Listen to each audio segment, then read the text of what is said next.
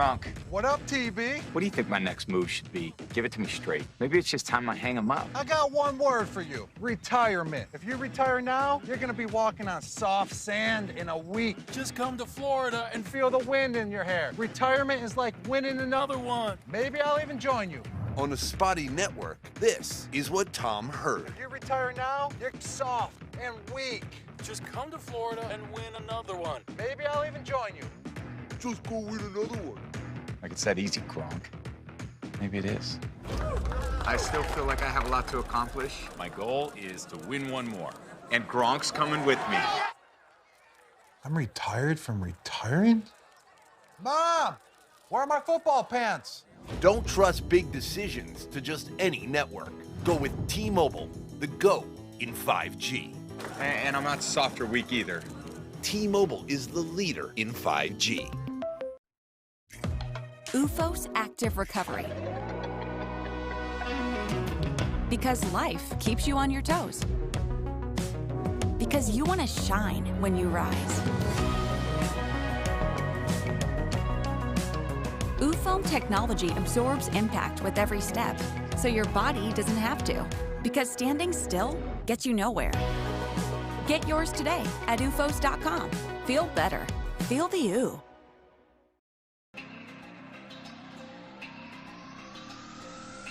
My family earns respect. My family clears bases. My family breaks records. My family wins MVPs.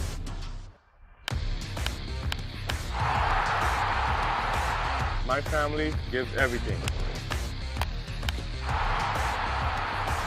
My family makes history. My family wins championships. There's no family. There's no family. There's no family. There's no family like my family. Join the fam. Join the fam. Join the fam.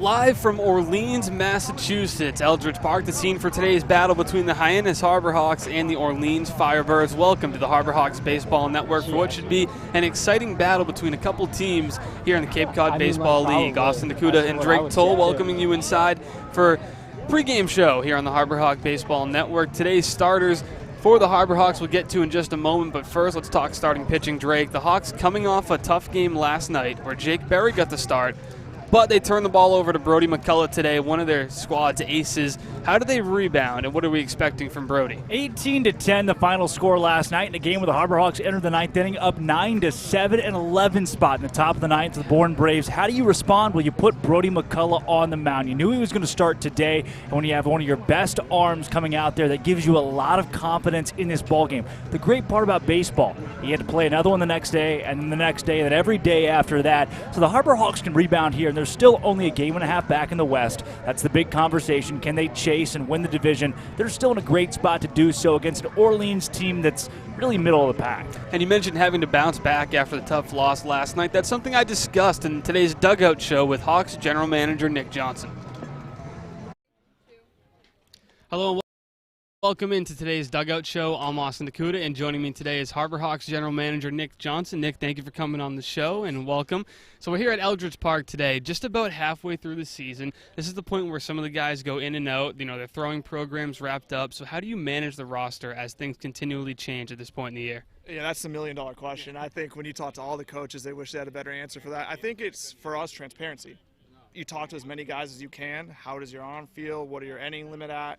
I think talking to their college coaches a lot is super helpful, but I think like in a short answer is like just how the guys feel comfortable to give you honest answers. If their arms are hurting or if there's a lingering injury, then just say, okay, this is my out day. You can find the next person to step up. And last night, obviously, not the way the Hawks wanted to have that game go at home against Bourne. Had to use a few different pitchers, but how, in your opinion, does a team bounce back after the tough loss last night? Short memory. I mean, you can sit here and linger on it, which I have all day, so I'm going to be the first one to say it's easier said than done. But, yeah, turn the page. I mean, today's a brand new ball game. That last night didn't define you or your season. You're still a game and a half outside of first place. I think a single point on a second-best record in the league. So turn the page. It's, in the last 3 games, I think 25 runs scored. So you look at the positives. So that was an anomaly. Let's get back on a winning streak. And then we're here at Eldridge Park, as I mentioned in the open, here in Orleans. And Nick, you spent some time here as a broadcaster. You had a bunch of different memories, but is there one that stands out to you from calling a game here at the park? Yeah, a lot of bad losses. Like, we never played, a lot of really great games that ended on the wrong side for us. But I think there was the Skylar Ewing home run, I think, want to say 2013. If you're not seeing it, it's 434 to dead center. By far the deepest park on the Cape. Skylar's hit one to dead center, 434. I was on the call for that game. So I think it was Mo Vaughn and then Skylar Ewing, the two that have done that in recent memories. So that was a memory I've kept on. Well, it's certainly a poke out to center field, as Nick said, and we'll see if any Hawks have some strength in that bat to do so today. But Nick, thank you for joining us on the Dugout Show, and we're moments away from first pitch here in Orleans. Thank you very much to Hawks General Manager Nick Johnson for joining us for today's Dugout Show. And Drake, one of the things Nick hit on was how difficult it is to manage the roster at this point of the year. You're past the halfway point and players are in and out, and it gets difficult to manage, especially the arms in this situation. Well, here's what you're going to see. A lot of strategy coming out of the bullpen, and not only that, a lot of strategy in who you pick up and who goes away. Because when the draft comes around, a lot of guys are going to leave. After the All-Star break, a lot of guys are going to leave. Once you've really made your own in the eyes of MLB scouts, there's not too much of a reason to stay. So at that point, you go to local colleges, you say, who are your best guys? Give them to me. It's almost a race for these general managers and these coaches to find the best local players to help make up these rosters later in the year for when your guys either get too tired or need to go home for the draft or want to leave after the All-Star break, which happens a ton, and you hit on it, the arms. It's huge. How do you use your bullpen? Last night, the Harbor Hawks went to Philip Matulia, a position player, as not to burn another arm before today's game, and eventually Fenway Day tomorrow, which is really not even an off day. Yeah, it's not an off day, and last night, as you mentioned, they had to go to Matulia because they burned through 5 arms before Matulia, and Bria caught up with Philip and discussed what that performance was like last night on the mound. From Eldridge Park alongside Philip Matulia, I'm Bria Losick. Philip, last night you came into the game on the mound for the first time, a position that, Harbor Hawk fans haven't seen you in yet. When was the last time you pitched? So the last time I pitched consistently was 2 falls ago, right after the COVID year at La Tech. I threw in some inter-squad games, did all right, but realized that I was better as a hitter, so I kind of just stuck to that. So what's going through your mind as you step onto the mound, realizing that you're making your pitching debut in such a pitching-dominant league? It was really cool. I mean, it was a fun experience. Obviously, the situation called for it. We didn't want to run any more real pitchers out there, so Coach just called on me, and he wanted me to throw strikes. I think I was able to do that somewhat, and was able to get a punch-out at the end, too, so that was kind of nice. Yeah, let's talk about that punch-out against one of the league's best hitters, Matt Shaw. You come off the mound and give a fist bump to the dugout. What were your emotions in that moment? Yeah, no, so at the beginning of the inning, I walked up to the mound and Pancho, the catcher, told me we're just throwing fastballs. I said, okay, I'll just throw fastballs. And I was getting hit around a little bit, just throwing fastballs, and as soon as I got to 2 strikes on that last hitter, I just shook to a slider because I wanted to get that punch out, and he took it, and thankfully it was called a strike, so that was kind of sweet. Well, will Harbor Hawk fans be seeing you on the mound again, or are you sticking to the outfield this time? That's definitely a question for Skip. I'm all for it. I'm ready when he needs me, so that'll be a question for him. All right, thank you so much, Philip. No problem. I'm Bria Losick, Harbor Hawks Baseball Network.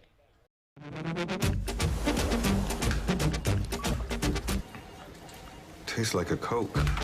We nailed it! Coke Zero Sugar. Have they nailed it? Sounds like they really nailed it, huh? Nailed it. And that's when you said...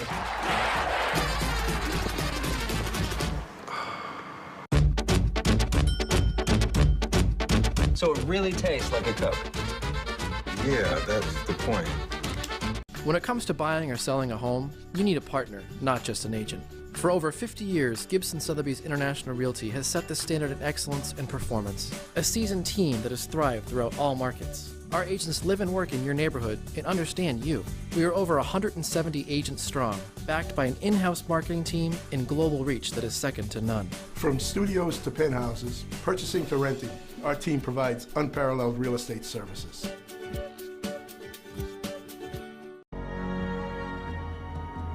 If you live here, fun is your thing. If you live here, tough is your thing. Smart is your thing. Caring is your thing. If you live in Massachusetts, community is your thing. Since 1972, the Massachusetts State Lottery has provided over $25 billion to help cities and towns with the things they need most. If you live here, giving is your thing. Welcome back inside Eldridge Park. Austin Nakuda and Drake Toll here as we are moments away from first pitch. Let's take a moment to take a look at the Hyannis Harbor Hawks starting nine. Starting off with the leadoff man, Mitch Jebb, who continues to climb the rankings in the batting average category, now third in the Cape League in average, followed up by Justin Janice, another guy who's been on quite the hot streak, raised his batting average to 294 in the 3 spot, maybe even a hotter bat in Nolan Shanuel. Cole McConnell in the cleanup spot, followed by Jacob Campbell, the catcher. Tito Flores down to 6. He's back in the lineup and in left field. Dom Patelli, the shortstop, batting 7th. Rocco Pepe, the right fielder, in the 9 hole. And Riku Nishida gets the start at second base in the 9 spot. Brody McCullough on the mound for the Harbor Hawks. We'll see him in the bottom of the first frame. But first, we have Patrick Reilly on the mound. The right-hander from Vanderbilt gets the ball today for the Firebirds. Drake. Well, I got good news for you when it comes to Patrick Reilly. The guy's had 2 starts so far this year, and both have had one thing in common. They were losses, and really blowout losses. A game at Katuitt, final score 7-3, and a game at Chatham, final score 7-1. He had 3 earned runs in each of those ball games, so 6 overall on the year. He has struck out 9 guys over the course of 7 2/3, make it 10 guys over the course of 7 2/3. But he's also walked 6, allowed 7 hits as well, so his whip is not elite by any means whatsoever. And he's somebody the Harbor Hawks can chase after, despite his pitches ranging from 92 to 96 in the fastball and topping out at 98. Well, offense has not been the issue for the Hawks this week as they pushed across 10 runs last night, 10 runs earlier in the week against Wareham, and Drake, both those games were losses. I really hope the Harbor Hawks don't score 10 tonight. That's my only request, is they avoid doing that. The unlucky double digits for the Hawks. Mitch Jebb digs in from the left-handed batter's box. The smooth swinging left-hander takes a fastball up in the zone for a ball. Mickey Garcia, the home plate umpire tonight. Yeah, you heard that one hit the glove too, didn't you? Yeah, well, we can't see the pitch speed, Nope, but we can hear it. Yeah, you can. The 1-0. Jebb goes after it, skies it to center field. Travis Honeyman moves over, but it's the left fielder Stinson making the catch for out number 1. Yeah, nothing too tough there for Stinson. Jebb just got under that baseball, and if you want to hit a home run to center field today, we're going to have to hit it 435 feet. Yeah. Dead center is a V because we're at a football stadium. That sign reads 434. Well, I hope you ate your Wheaties this morning because you're going to need every bit of energy you have to poke one out today here at Eldridge Park. And here's a guy with the strength to put one out. I don't know about center field, but Justin Janice steps in the box. 3-4 lefties in a row for the Harbor Hawks today. Yeah, Janice is 9th right now in the Cape Cod Baseball League in batting average at 294. He has really soared ahead in the last couple of weeks as he rips that one up the middle. It's going to go into center field. That batting average will keep climbing as Justin Janice is aboard with a 1-out single. Good piece of hitting there from Janice. You're already seeing the fastball quite a bit from Reilly here, and we've mentioned earlier in the year how the Harbor Hawks are going to struggle against an 88-mile-an-hour fastball. There's no way they're going to touch it. But you come in humming 95, ball game. Hawks do not like when it's slowed down, but hey, turn that pitching machine up to 98 in the cage, no problemo. Nolan Shanuel, the designated hitter, digs in with a man on first and 1 out. From the stretch is Reilly, the right-hander with the leg kick, brings home a pitch inside and low for ball 1. Yeah, Reilly's going to utilize 4 different pitches. Along with that fastball, he's got a curveball, a slider, and that changeup at 84 to 88, really where he tries to make his bet. Shanuel now with 11 runs batted in, good for the team lead here in Hyannis. Has really picked it up as of late, and he rips that one on the ground to second. Could be 2, spin, throw to short for 1, and there'll be no throw to first as a good slide by Janice prevents the double play, but a fielder's choice puts Shanuel on first and records the second out for the Firebirds. You see decent speed there from Shanuel, and now you give way in the lineup to Cole McConnell, who's 14th in the league in batting average at 278. How about lefty, lefty, lefty, lefty to start off this lineup for the Harbor Hawks today? Facing a right-handed pitcher, that's certainly part of the strategy today for Eric Beatty and company.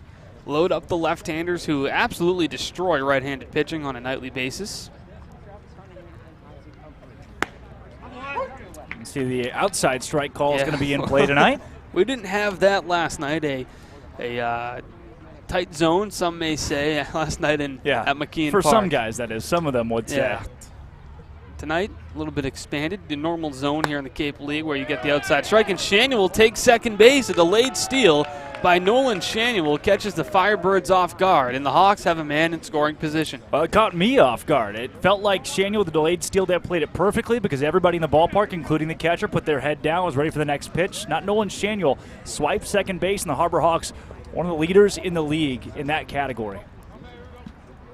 The Speed Demons continuing to run wild on the base pass. Now put a man in scoring position for Cole McConnell, who's driven in 9 this year. Time is called, requested on by McConnell. Yeah, it'll be the 44th stolen base of the year for the Harbor Hawks. They're 3rd in the league. Is that good? Yeah. Not in the Northwoods League where they play 60 games, but here, yes. Only imagine how many they steal in the Northwoods. That one's fouled back. But in the Northwoods, they're also driving 8 hours between games, so their legs must be tired. Oh, yeah. Trust me, I'm not trying to give the Northwoods League any praise here. I'm really not. I think it's 68 games they play in the regular season. Then you get the playoffs, and why not play more baseball? Yeah. Baseball, and more baseball. Had enough of that after last night. Then when you're done with that, you head to the fall and you play inter-squads all fall. Then when you're done with that, you get your spring going. No break for some of these guys. No. Here comes the pitch to McConnell. That's a fastball way out of the zone, 1-2. Well, you get a lot of these guys that play 55, 60 games in the spring. If you especially go late in the season and you come to Cape Cod, you play your 44, then you go to the playoffs, and like you said, you can play inter-squads, then local games in the fall. They're looking at 120 games a year for some guys, depending on how much they get stretched out. I'll tell you what the major leaguers do. And they do it over the course of April to September. Yeah. Here comes the 1-2. McConnell goes after it, comes up empty. It's a strikeout, and that ends the inning. The Hawks leave a man in scoring position as Brody McCullough will make the trot out to the mound for the bottom of the first on the Harbor Hawks Baseball Network. From plants, and as always, it's 100% recyclable. Plant bottle, designed to make a difference. This BBB seal is a badge of honor. It's a sign that this is a business you can trust. Hi. Oh, this is amazing. Each year, millions of people see the BBB seal on a door or a window or a website and breathe a little easier. See the seal and know you've made the right choice. Find a business you can trust. Ask BBB.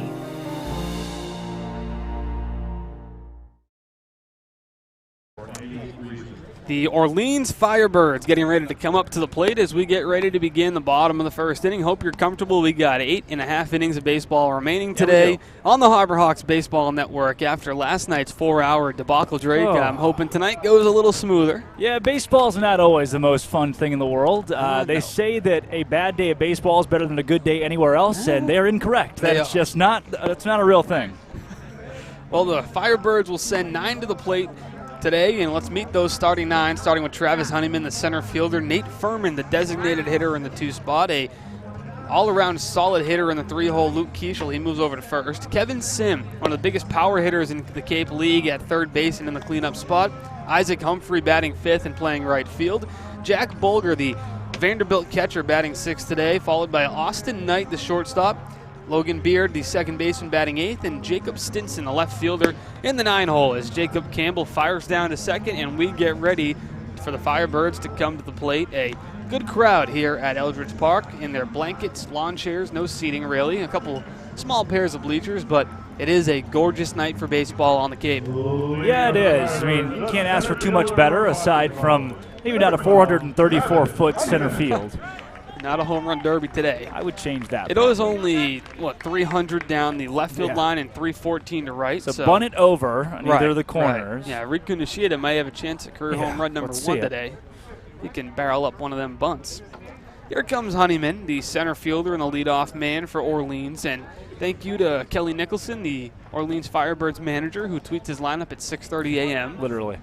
We got to get familiarized with this starting 9 about 12 hours ago. Here comes the first pitch of the night from Brody McCullough, misses for a ball. Sure didn't miss by much there from Brody, and you'll see him pump the strike zone today. He is a stud through and through, 16 innings this season for the Hawks, a 1.69 earned run average, and if you're not sure, that's pretty good. Yeah. Here comes the 1-0. That one is fouled back. And in those 16 innings, Drake, 24 punchies for Brody McCullough, and that will play, especially in the Cape League. Well, he's in chase. He needs 7 strikeouts today to be the #1 pitcher on Cape Cod in strikeouts, and 7 he is no stranger to. He had 9 in his last appearance against YD.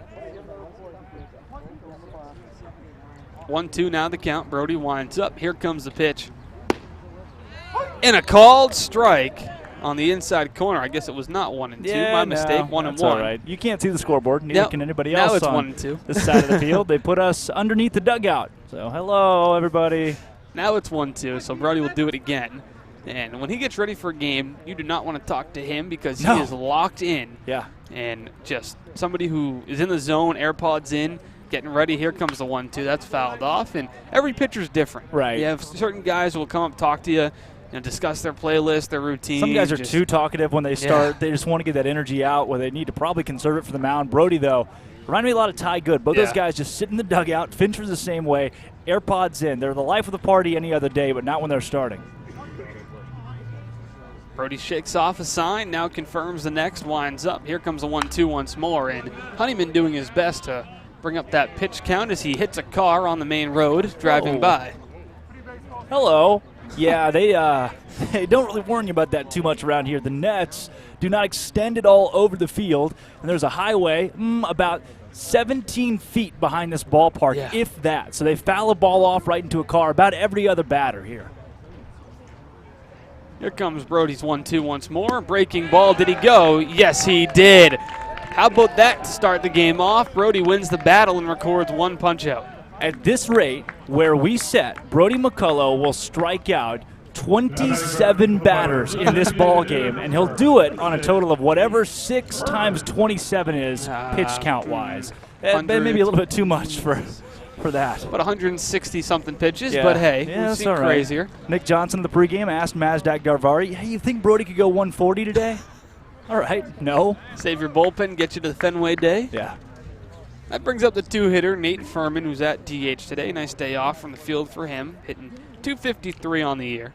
Here comes first pitch to the left-handed hitter, called strike. Brody back to work. Look, I can't fool you and say that Brody McCullough's got an overpowering fastball. He's not pumping 98 down the pipe right here, but the way he comes across his body at 92, 93, 94 even, the guy, it's like every hitter he faces is outmatched. Breaking ball misses, and that's the key to Brody McCullough. He combines a mid-90s fastball at best with elite location and a unique delivery, and it makes it a recipe for success for him. And if you ever got a red light on any count, Brody McCullough's going to take advantage of it. Yeah. That one is lined up the middle. Nishida to his left, and it just goes off the glove, but that will probably be ruled an infield single. Would have been a tough play nonetheless, so the 2-hole hitter reaches for the Firebirds. Yeah, very likely an infield single. It's what it should be ruled here. No promises. Well, no promises. So we'll see what they score it. We can't see the scoreboard, so we may not know here for a bit. But, yeah, just a solid piece of hitting there from one of the better batters on this team, the 2-hole Nate Furman. Gives way to maybe the best hitter on the team, Luke Keishel, in the 3-spot. Keishel coming off a sensational year at his last stop in San Francisco, and he's also got speed. In addition to hitting .305 at San Fran, he also stole 30 bags. Yeah. So a real 5-tool player here at the dish, and his unique batting stance. McCullough comes home, and how you doing? Luke Keishel wastes no time going after a fastball and is way behind. Well, you see a lot of teams, their first time through the lineup, there are plenty of guys, when you haven't seen a pitcher, who always take first pitch. McCullough's going to make you pay with the ball in the zone there. Keishel was going to swing all day at that fastball in the outer half of the plate. Just couldn't even get close to it. Small lead at first by Furman, and Brody will check in. Why not make him dirty up those white-on-white uniforms? Yeah, let's do it. If you didn't want to do laundry, that's too bad. Now you got to. Even if the Harbor Hawks come up empty this game, the laundry guy have his hands full, and that's a win in itself. And isn't that laundry guy by the name of Weston Burton? Yeah. That's him. I think it's West, actually. West Burton. Yeah. And there is a back pick to first by Campbell. Called strike anyway, but the back pick won't work. Back in safely's Furman. Well, none of you can see him because you're listening to the game instead of watching it, but enjoy the sounds of the ball hitting Jacob Campbell's mitt and the back pick, because this may be one of the last 1 or 2 games you see him in a Harbor Hawks uniform. That guy is going to be drafted here pretty soon, and he deserves it. Sometimes you see a guy, and before he even picks up a bat, as that one misses inside, you know, okay, this guy's got MLB written on him. And Campbell's frame, the way he's put together, his baseball IQ, before you even see him do anything with the baseball, you just know, okay, this guy is meant to be drafted and has a career at the next level. Yeah. He's as well put together of a prospect as we've seen. Here comes the pitch from Brody. Runner goes. It's fouled off, and that'll do some damage to somebody driving by. Yeah, well, Campbell's not the biggest guy either, and a lot of MLB teams don't want that. You see a 6'4" catcher and you balk on it. You want a guy with a lower center of gravity who's got really good coordination, and Campbell's that guy. You can see he doesn't miss very often with his throws either. That's why he goes back pick so many times over the course of a ball game, is because he can. He can do it accurately. Caught 41% of runners at Illinois. And, again, we're not big accounting guys with percentages, but that's good. Yeah, that'll play. Keishel at the dish. Here comes Brody's breaking ball. Hit on the middle. Patelli charging in. Jeb cuts it off. Goes to second. Gets the out there. Nice play by Mitch Jeb to cut it off and make the easy throw to second base. And with the fielder's choice, that makes it 2 away here in the bottom of the first inning. Yeah, solid job by Jeb there. He saw that Dom Patelli was crashing in because it was hit right at Dom, but so softly that Mitch Jeb, coming across the diamond, could get there in time. Picked it up, no hesitation. Straight to second base to Nishida. Worked out perfectly. And Dom Patelli has maybe the best arm at shortstop in his entire league. Yeah. It's easier when your third baseman is just as aggressive and can make your job easier in the shortstop position. So that brings up the cleanup hitter, Kevin Sim, who's off to quite the hot start at the plate, leading the Cape Cod Baseball League in long balls. Yeah. So there's a reason this guy's batting 4. He's got 5 bombs this year. 5 home runs has really lit up this league. Nobody else has. He's got one guy tied with him. So somebody's close at least. Fouled off again. But his dad is a KBO legend, played 15 years in the Korean baseball organization, something we actually found out prior to the game today. Right, yeah, new information. Yeah, so Sim brings some baseball pedigree into today's ball game. Had 39 strikeouts at San Diego this year, but also 35 walks. Another guy ready to make the jump to the next level with his improved plate discipline. Here comes the fastball called strike. Now there's 2 of those on Sim. Look, strikeouts translate to the major leagues. Yeah. If you're a batter and you strike out a lot in college, odds are you're probably going to strike out a lot in the major leagues. It only gets harder. Right. Walks, those translate as well. Riku Nishida could step in the batter's box right now in a Major League Baseball game and still see the baseball. Right. He'll probably make contact. Yeah. Pickoff move once again to first. Back in safely is Keishel. Maybe that's far-fetched to say in the college game, but on Cape Cod, when you can prove it here against guys who in 5 years will be major leaguers, that just goes to show that that's something that translates, and Kevin Sim has that. Another pickoff move. Keishel not going anywhere. All right, Brody. Yeah, he's why not? Not letting Test you it get out. any extra bases on him today. Yeah. Keep the arm loose. And when Sim is not walking and hitting bombs, he enjoys playing video games, watching movies, and cooking. And the limited amount of free time he has as a Division I baseball player. Breaking balls, swing and a miss.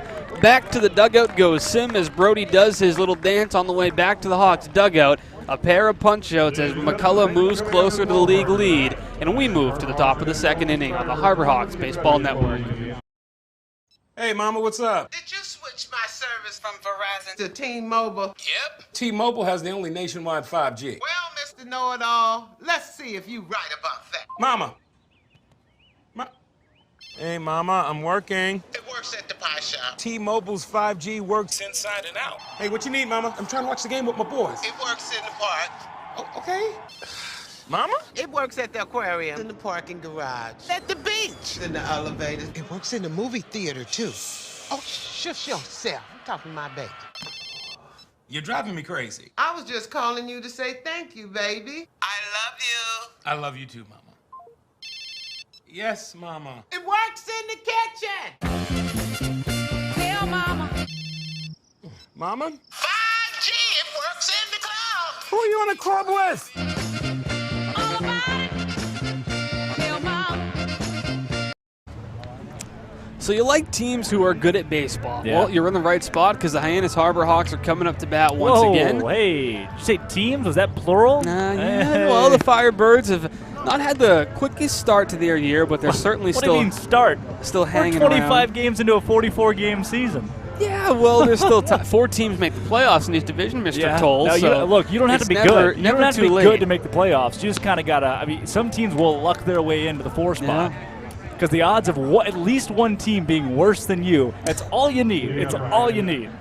When a couple games down the stretch, you might just find yourself in August playing in a meaningful game, in which it's also huge for the teams who have home playoff games because the extra revenue and the extra attendance is big time for these organizations who rely so much on donations. Bingo. That's why being first in the West is so important. Yes, it is. As Campbell wastes no time going after the first pitch, and Jacob, some may call him Justin, but in fact his name is Jacob We've Campbell. heard it all around here. The Illinois catcher, expecting to be drafted soon, so Fenway Day tomorrow for him could be a big chance to show the scouts some of his stuff. 1-1. Campbell exploded off the page the first couple of weeks here on Cape Cod. His batting numbers have evened out, which seems like a lot of guys that happens for. If you're hot in the first stretch, you hit a cold end. If you're cold in the first stretch, you hit a hot stretch. And for him, he's in the middle of that cold stretch now, but trying to bring himself out of it these last couple of games for the draft. He led the Fighting Illini in home runs this season with 8. A catcher who leads your team in home runs is a major bonus. Here comes the windup and the pitch to Campbell. And he goes after a high fastball, comes up empty as Reilly records the punch out to start the second. Campbell's one of the guys, too, that gives you a solid bat, but also great defense. So even in the games where he does strike out, it doesn't happen that often. You're still getting a guy behind the dish you trust a ton, and now you get Tito Flores, who's similar to Campbell, was really, really hot and is trying to get back into that groove now. Once hitting in the 330s for a good stretch of time, is now down to 274, but does have a pair of home runs, 7 runs batted in. And the confidence they have in him to put him out there every day shows the coaching staff here in Hyannis believes it won't be too long before Tito ends the slump. Here's the bad news. Tito Flores is the worst hitter on Cape Cod in the last 7 days. .79 batting average. Here's the good news. He's still 18th overall on Cape with a batting average of 274. Yeah, it shows you how good of a start he had when he got to Cape Cod. Got off to that scorching hot start. Wasted no time, too. Within about 3 days of being here, he was in the leadoff spot. Right. So this is a guy who can hit anywhere in your lineup and have success doing so. Here comes the windup in the pitch. Call strike to Tito. Bit high, bit outside. Yeah. Tito also had a very cordial question to ask Mr. Umpire after that pitch. Excuse me, sir, that was at my eyes. Are you sure? I'm sure. Yes, it was at your eyes. Here's the 2-1. That one hits Tito. Comes inside, hits him on the hand. That's one of the most painful spots to get hit in, so hopefully he's okay. Yeah, I think that's one of those that you don't like because it comes off the arm, and when it does, it hits just about everything. So it goes elbow, then straight into the hand, rolls off your index finger, feels like your entire arm got hit. So you're going funny bone right to the index finger. Tito Flores shakes it, walks over to first base. Now the Harbor Hawks have their first base runner of the game with second base runner of the game with one down here in the second. See if they can capitalize on it this time with another hot bat coming up to the plate. Dom Patelli has risen his average to 271, and a guy who started batting under 200 for much of the first part of the year has really come alive. Flores gets the lead at first. Reilly comes home. Patelli shows bunt but pulls back. Ball 1. Well, it's kind of the same thing. We can say candidly now, Dom Patelli had a really slow start with his bat. He just was not crisp. Batting in the 180s, 190s for a long stretch. His last 7 days, though, 417 with 10 hits and a 440 OBP. Inside, called strike. Patelli didn't like it. 1-1 the count, leaving up. 96 on the fastball there from Reilly. That will play. Yeah, the guy's got great heat. Starter at Vanderbilt, that is, and he's pitching to his Vanderbilt catcher, so that certainly helps. That comfort level, and really no miscommunications expected between those two as that one's fouled off. And that's a luxury that not many guys have playing in this league, is pitching to your catcher from the spring. First game for Bolger behind the dish, too. So he's not typically in that spot for Orleans, but they put him here now with his guy on the bump, and neat to see, and you know those guys have great chemistry because they threw together at Vanderbilt. Right. They were the pitcher and the catcher duo. That battery is what you saw for the Commodores. Here comes the pitch to Patelli, and he flies that one down the left field line, drifts out of play. Boy, we wouldn't know, would we? No. That thing's gone, or if it's 30 feet in the street, we don't know. No chance. No sirree. So we're going to rely on the 3 umpires tonight to give us the call because we Yeah. can't see anything down the left field line, No. folks, here at Eldridge Park. Not even the scoreboard. Nope. Yeah, that would be nice if you could see the scoreboard. Right. Yeah, neither can their broadcasters. I feel bad for those guys. Everybody's outdoors. Nice night to be out here, though. Breaking ball misses above the eyes to Patelli. Count leaving up. You can hear. Now, that's a breaking ball, right? He's going high right there with the changeup. He throws it about 85 miles an hour. You can hear on the crowd mic the zip on that baseball. You can hear it as it goes through the air. That's number one, the RPM on that ball. Patelli pops it up, drifts foul, and crosses the street into the woods. Nice. They must lose a ton of baseballs here at Eldridge Park. In two cars over there. Why would you ever drive by during a ball game? Well, earlier the traffic was actually stopped, so that's the worst case scenario. Yeah, no kidding. Sitting duck. But you can hear the RPM live on that crowd mic because of how much spin that ball has and the velo it's coming at. Reilly brings it home again, breaking ball. I don't know if that's a slider or the changeup, but either way it missed. And it looked good. Looks like that one may have been the slider. He goes to that 30% of the time, really likes that pitch, and he's a typical slider, changeup, fastball guy. Those three pitches will carry you a long way in the baseball world. Here comes the full count offering to Patelli. He hits that one to center field. Moving in is Honeyman, puts the glove up, makes the catch for the out. Well, you go from Patelli there with the contact where he gets up under it to Rocco Pepe, who had a bases-clearing triple right last night. It was originally ruled a home run, a grand slam inside the park, Little League level.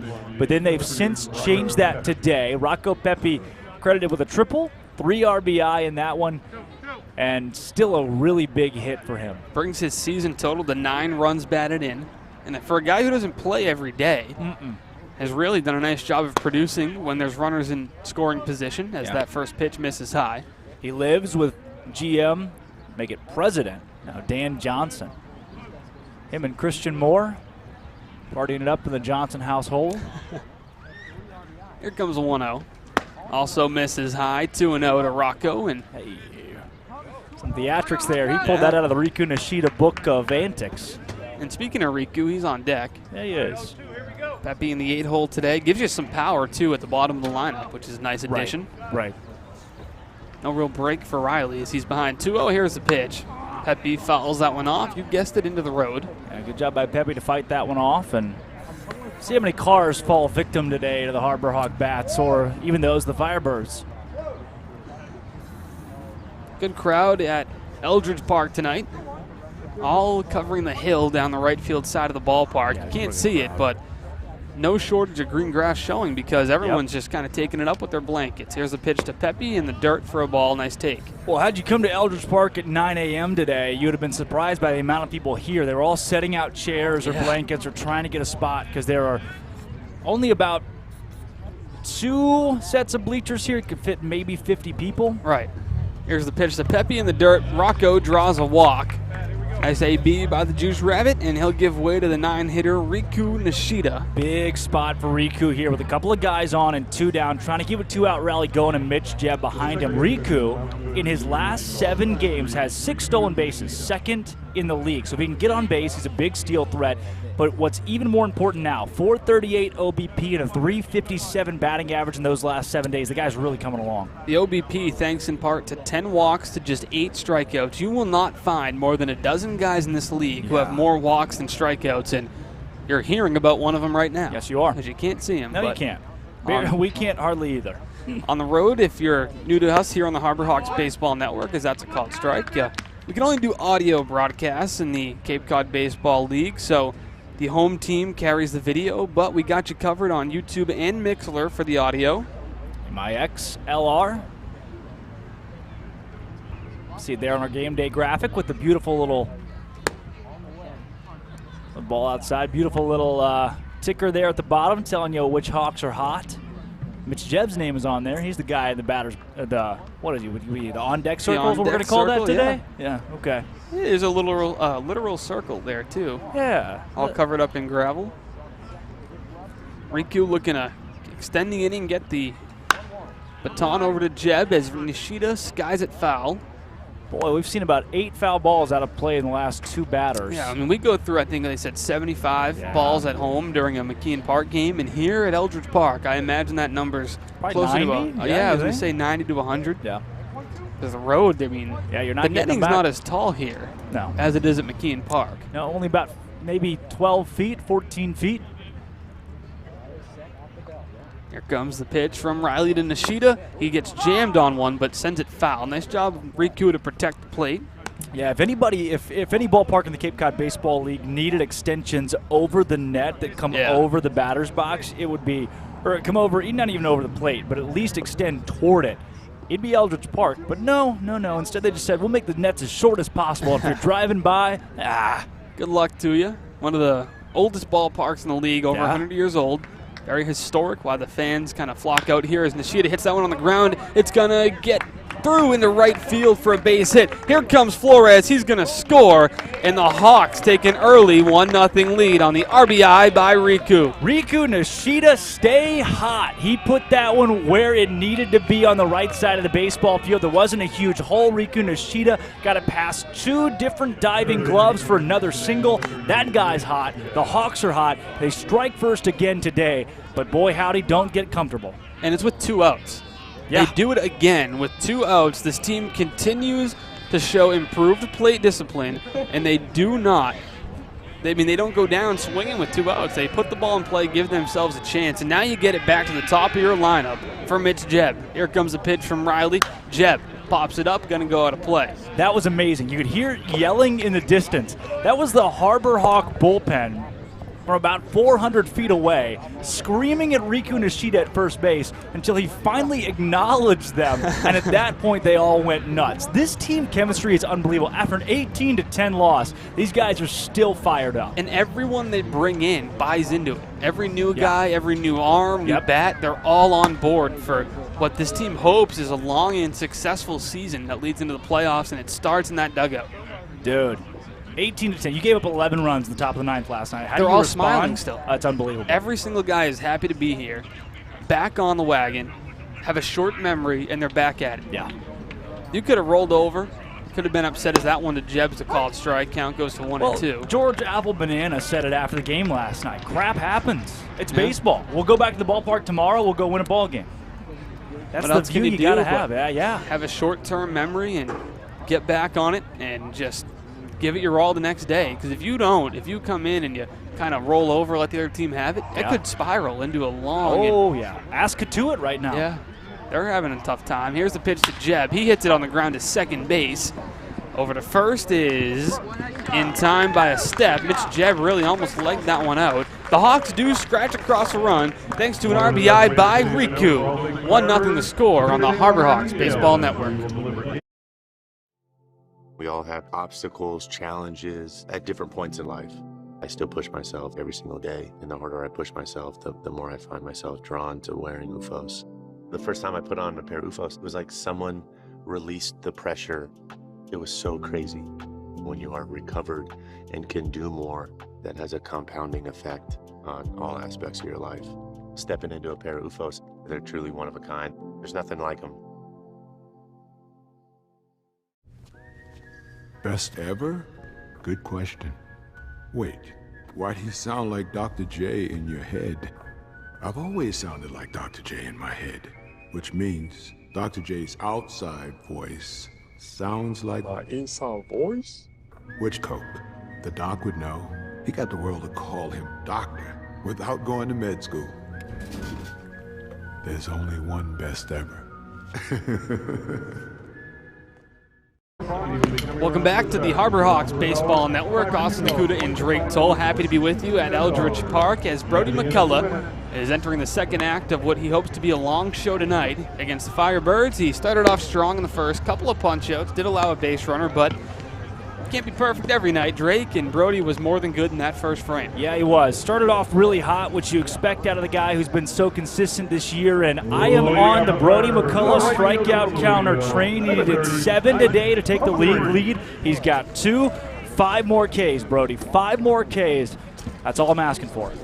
See what McCullough can get going here against the 5, 6, 7 hitters of the Firebirds. Isaac Humphrey, first man up. He watches a strike down the middle, 0-1. And you mentioned it in the first half. You can't go up there waiting for a pitch from Brody McCullough because he's going to attack on the first pitch he throws of every AB. And you can find yourself quickly behind 0-2. Yeah, you can. And that's, again, first time through this lineup. If these guys are very decidedly, I'm not going to swing on the first pitch, consider yourself down 0-1. Here comes the 1-1 from McCullough. That one's skied to center field. McConnell's there. He makes an easy catch. And a man who Coach Beatty called the best defensive center fielder he's ever seen makes a routine play for out number 1.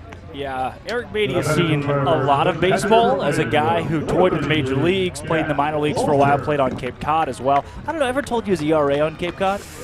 Yeah, it was less than whatever number you're thinking. No, yeah, it's good. It was good. It was really good. So, Cole McConnell, that ball carried, hung up a little bit, just enough for him to make an easy play. Here comes Jack Bolger, the catcher, the Vanderbilt catcher making his first start tonight. Here comes a pitch from Brody McCullough, breaking ball. Thanks for coming to the plate and going after my first pitch, says Brody. Yep, very much. That'll help you out. How do you go up to the plate knowing he could start you off at 94 inside or drop in an 81-mile-an-hour breaking pitch? What do you do? Well, he's probably going to – you've got to look fastball first because he typically starts out with that pitch. And the dirt blocked by Campbell count evens up. But even then, okay, I'm ready. Fastball, give me a fastball 92 here. I've seen that plenty of times on Cape Cod, but McCullough has this natural cut to it. But it does it not on every fastball, too. It's like his four-seam, it's almost like you're questioning yourself on his four-seam. That one is hit a mile high, but it's going to be a souvenir for somebody laying on a beach chair down the right field line. And that doesn't always make sense. You think four-seam, you think straight. I mean, that ball is just coming at you. And every now and then, that's what McCullough does. It locks you up. But he'll throw. He doesn't claim to have a cutter in his arsenal, but it looks like that's what the four-seam does every now and then, just tailing. And that's what the key to success is now at the big league level. It's every pitcher has movement because every guy's throwing 96 now. It's the ones with movement like Brody who have success. That one's grounded to second base. Nishida throws on to first relatively routinely for out number 2.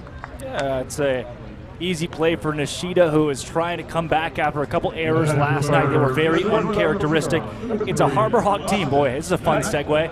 Harbor Hawk team who was first in the league in errors with 15. Today they are fourth with 20 after a 5-error night last night, where the bulk of them came in the same inning, the 9th. No way to bounce back better than having a clean performance tonight. That was dour. Sorry I had to give you that one after a good play. Thanks for really bumping up the mood. Breaking ball. There you go. Strike 1. Yeah, you're starting to forget about last night's game? No, you're not. Yeah, Drake's going to remind you. I'm right here. Wait till next inning. Drake tells you how many walks Yeah, it's not good. Austin Knight at the plate, the shortstop. He's 5 for 26. Not a ton of at-bats so far in the young campaign for him. Fastball. Babe. Looked good from here, but just not enough over the plate, says Mickey Garcia.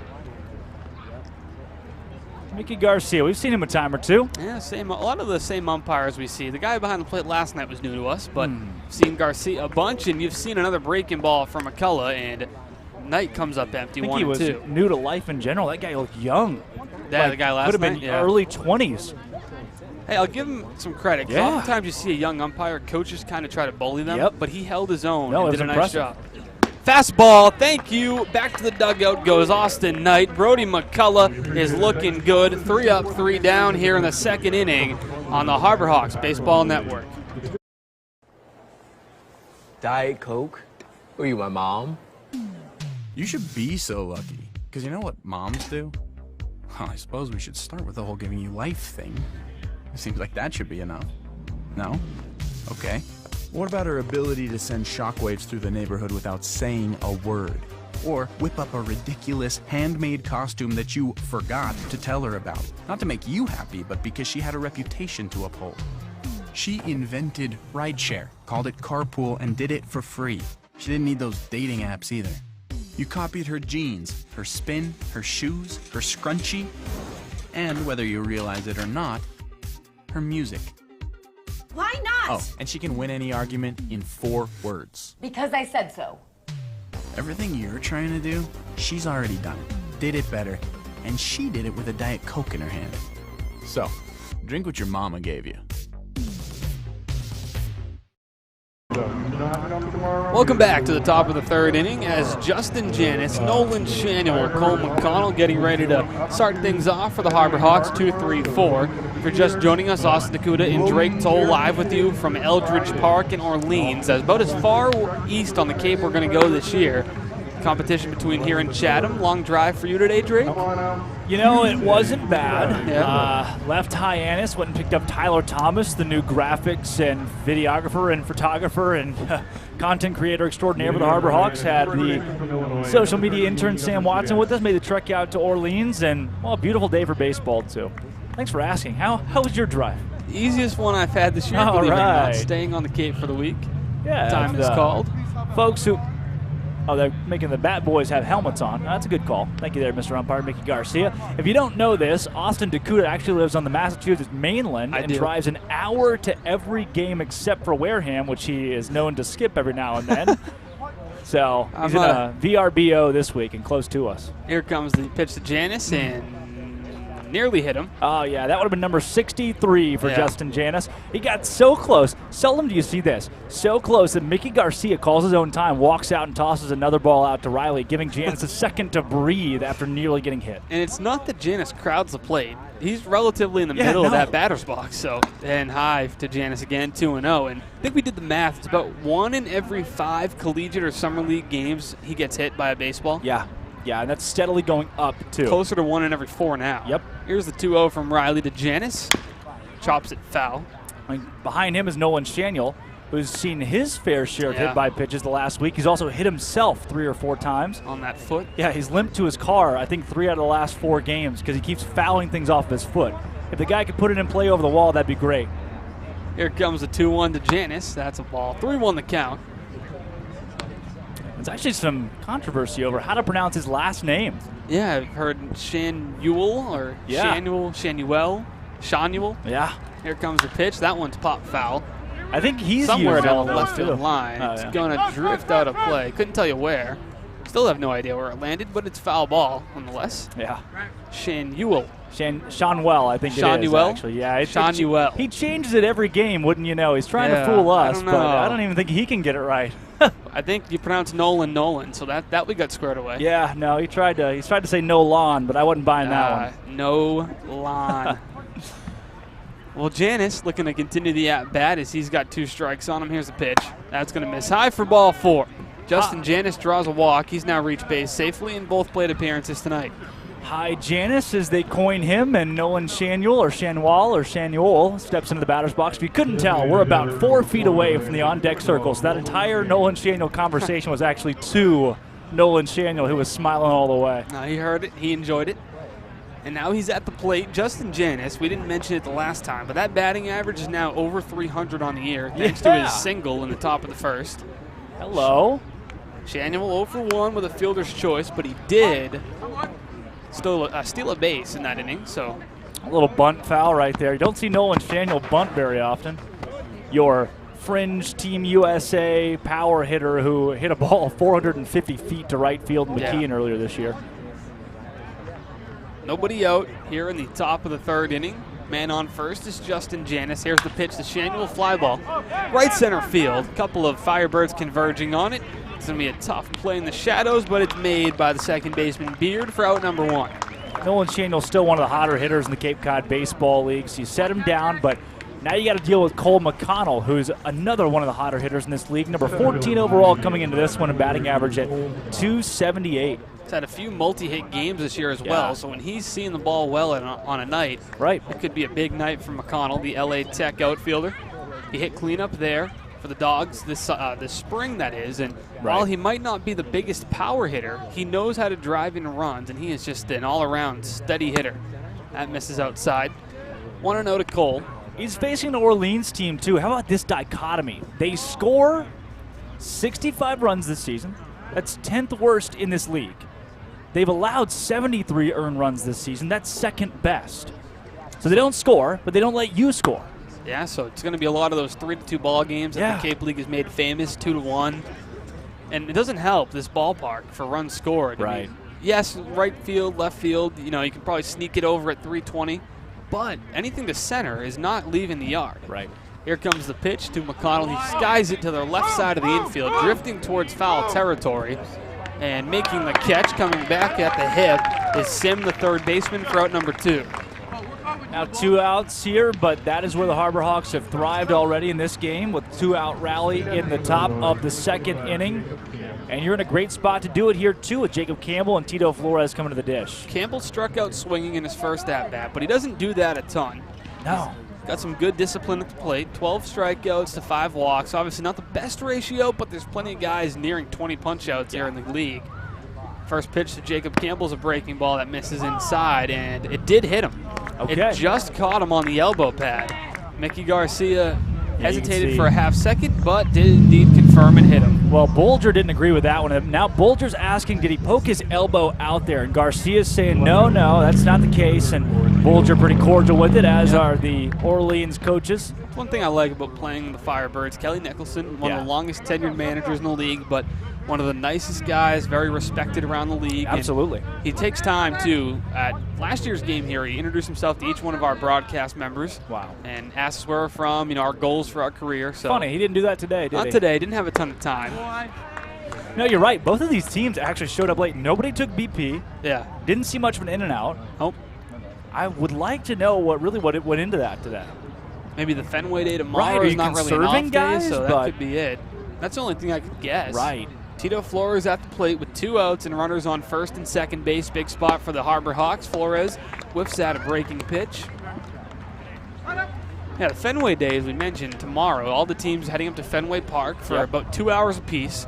They're going to do some drills in front of scouts, some BP, IO, a little bit of everything, and some guys will throw some bullpens. But as much as they're going to enjoy it, they need a day off, and they don't get one this week. Originally, it was scheduled for early June, and they would have had another off day that week, but it was postponed as Flores pops that one down the right field line.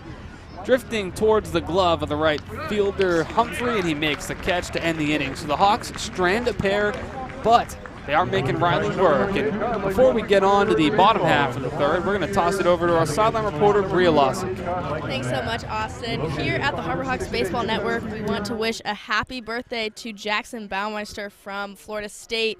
In 4 starts in 13 innings pitched, he's posted a .346 ERA with 19 Ks. Now, if there's one guy that should be getting Jackson a birthday present today, it's fellow pitcher Austin Admiral. Before one of his starts, Austin realized he forgot his jersey, so Jackson let him wear number 33 for the night. Then Austin went on to have one of his best starts. Back to you guys. Thank you very much, Bria. An awesome story. We'll see Jackson again, I'm sure, at some point this season. He's been one of the most dependable starters, and when we get back, we're going to have another dependable starter to tell you more about, which is Brody McCullough on the Harbor Hawks Baseball Network.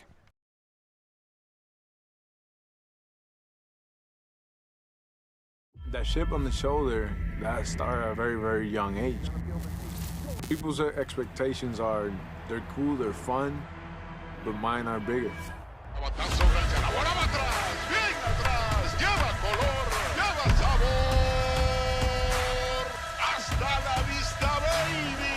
When you play in New York, they want to see winners.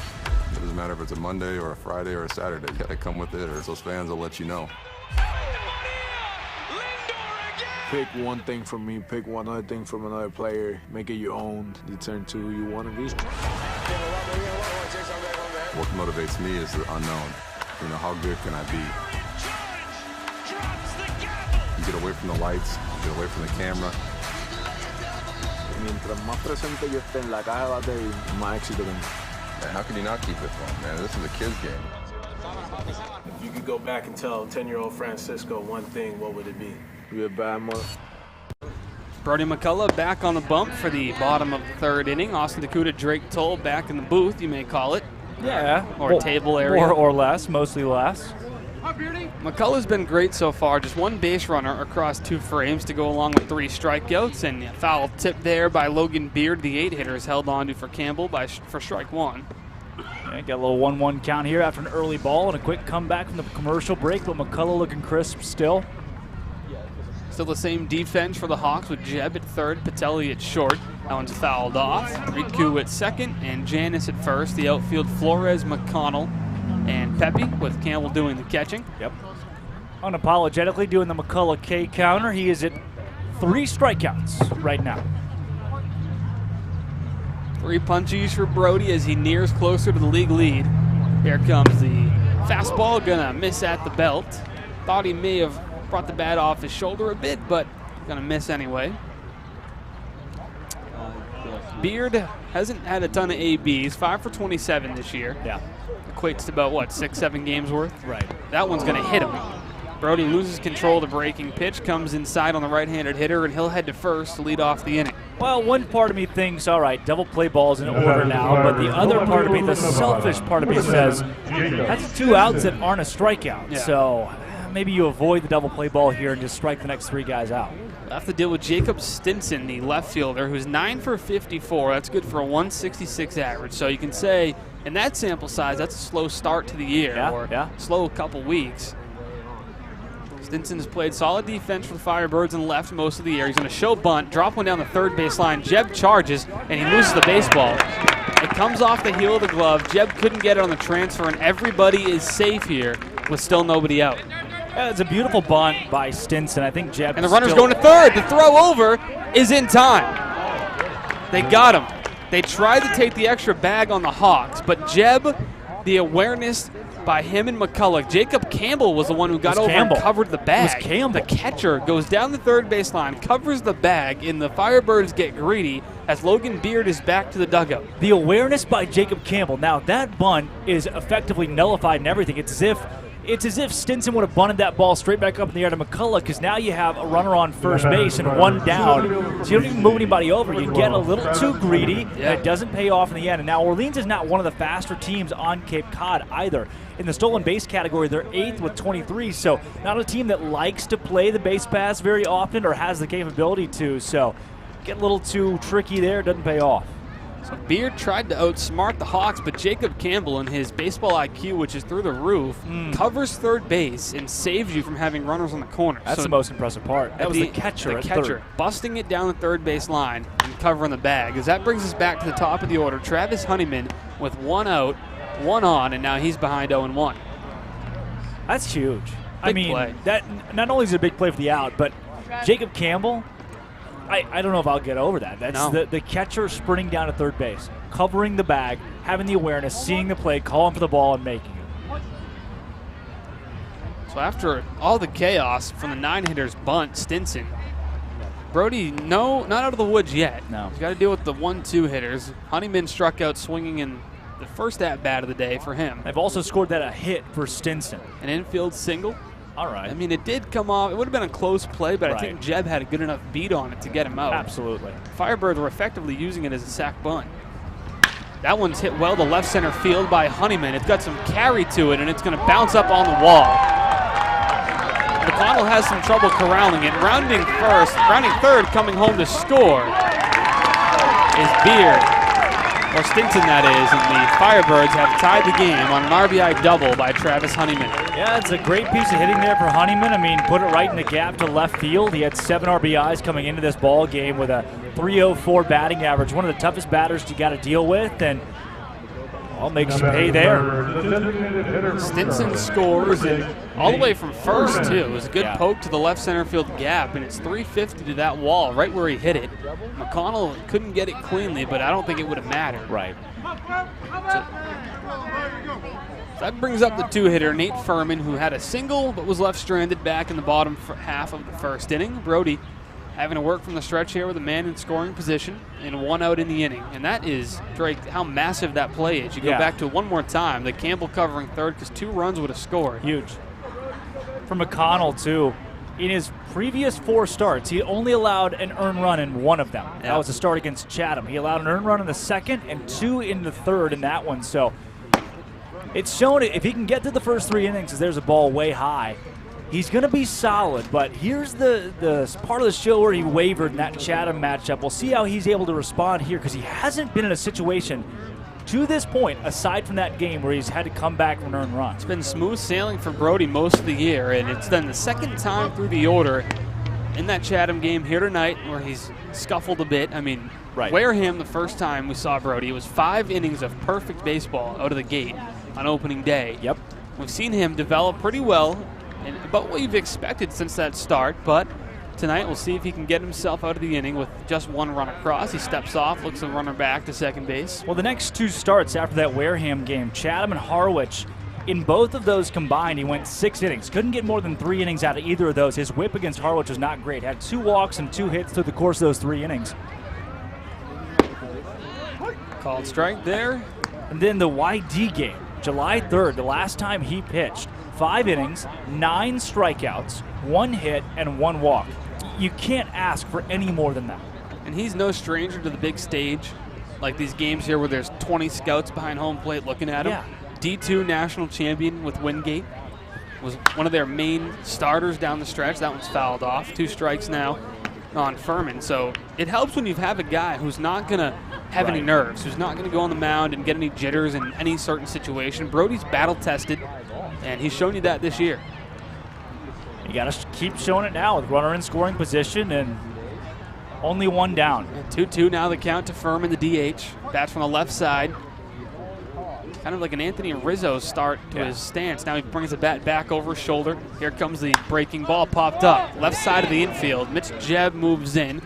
Now puts the glove up, makes the catch, big out number 2, as McCullough gets some more weak contact out of the Firebirds. What is almost bigger to me than the Harbor Hawks responding from the 18-10 loss and the debacle that was the 9th inning is how they respond to an earned run given up today. You regain momentum with the first run of the ball game in this game, and then once things get tied up, it's like, oh, that dread kind of comes back from last night's big loss. You think, have we lost? There's that shred of doubt. Have we lost that luster? How can the Harbor Hawks respond? They've already got 1 out here. We'll see how McCullough's able to attack. Yeah, it's Luke Kieshel who'll have to battle with now with 2 away in the inning and the man on second base. Here's the pitch to Kieshel.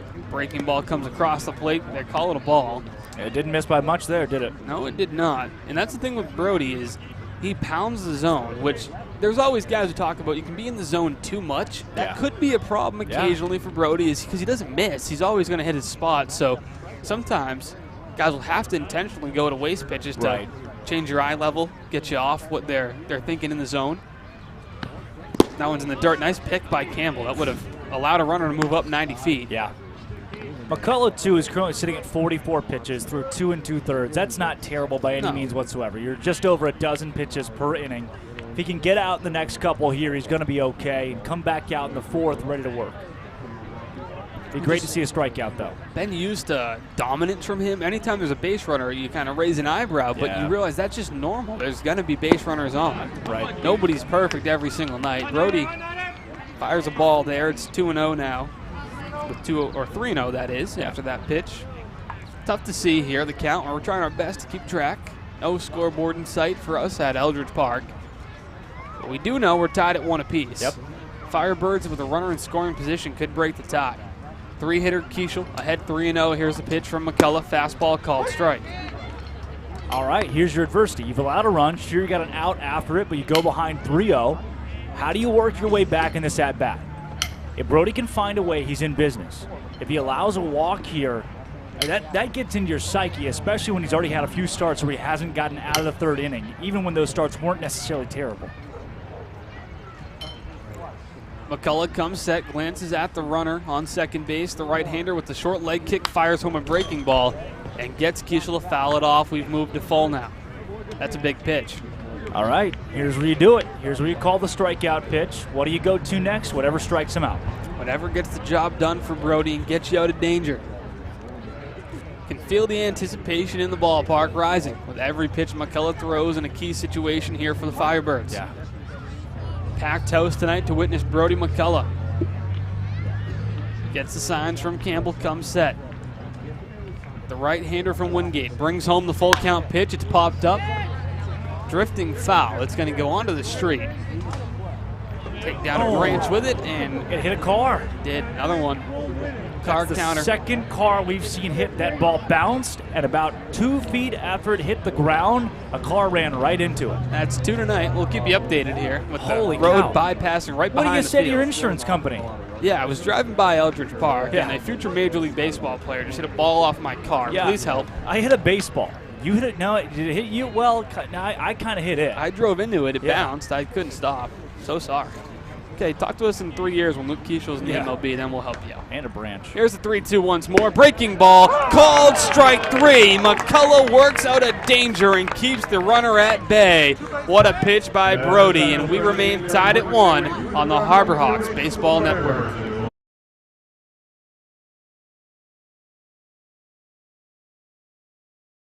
What are you looking forward to? Adding a takeout window? And more locations. Paying off my student loans. Juggling my 4 small businesses and staying sane. Raising my allowance. Finishing my painting and starting the next one. Kitchen a keeper. Cashing anything. Making the most of my retirement. Checking my balance and hopefully having one. Whatever you want for your family, your business, or your community, talk to us at Cape Cod 5 because we're looking forward to helping you. Coke Zero is now Coke Zero Sugar with great Coke taste. Some people were excited to hear the news. Some were skeptical. So we're not going to have the star of the show you're watching come out and say, "You'll love it." No special jingle written by this week's hottest pop star. No famous internet celebs who happen to be holding the label just so. Okay, maybe just one little pour shot. The only thing that will make you believe Coke Zero Sugar has great Coke taste is trying it yourself. Ice cold Coke Zero Sugar. Try one today. Top of the 4th inning for the Hawks coming up. 7-8-9, Patelli, Pepe, and Riku. Sounds like hits to me. Yeah. As the Hawks looking to break this tie, we're all knotted up at 1 after a run came home on an RBI double by the leadoff man, Travis Honeyman, in the bottom of the 3rd frame. If you're listening in. Huh? What's that? I was just talking to myself. What were you saying? No, you continue. Rocco? Rocco Pepe. That guy, he's been pretty good at baseball lately. You're going to see him here. Dom Patelli, he's been pretty good at baseball. Riku Nishida, also good at baseball. Would you believe it? Yeah. But Dom Patelli, what a guy to lead off with right here because his last few games have been phenomenal. In the last 7, he's bat .417, 10 hits, 440 OBP. And he really, with his speed, also could serve as a leadoff man at some point. Yeah.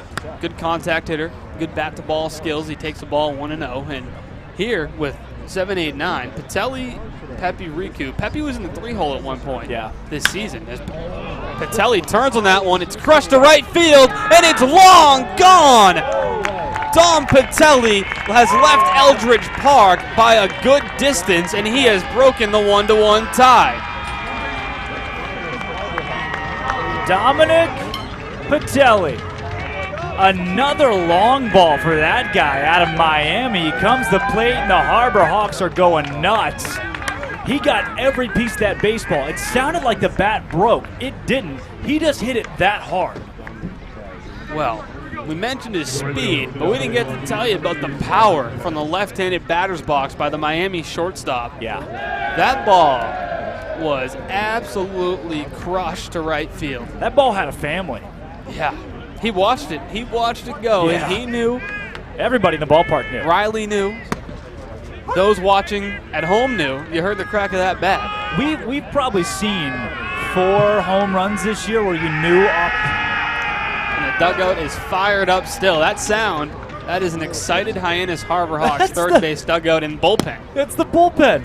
As much as I want to say, yes, that's the dugout, and yeah, a few of those guys are yelling, that's the bullpen that you hear from distance because those guys are screaming so loud. They want their acknowledgement from the hitter, and until they wave to you or something, I don't know what signal they use, they're going to wait and wait and wait, and when you do, they explode. Until you say hello to that bullpen, they're going to keep screaming at you. And once you do, you'll respect it.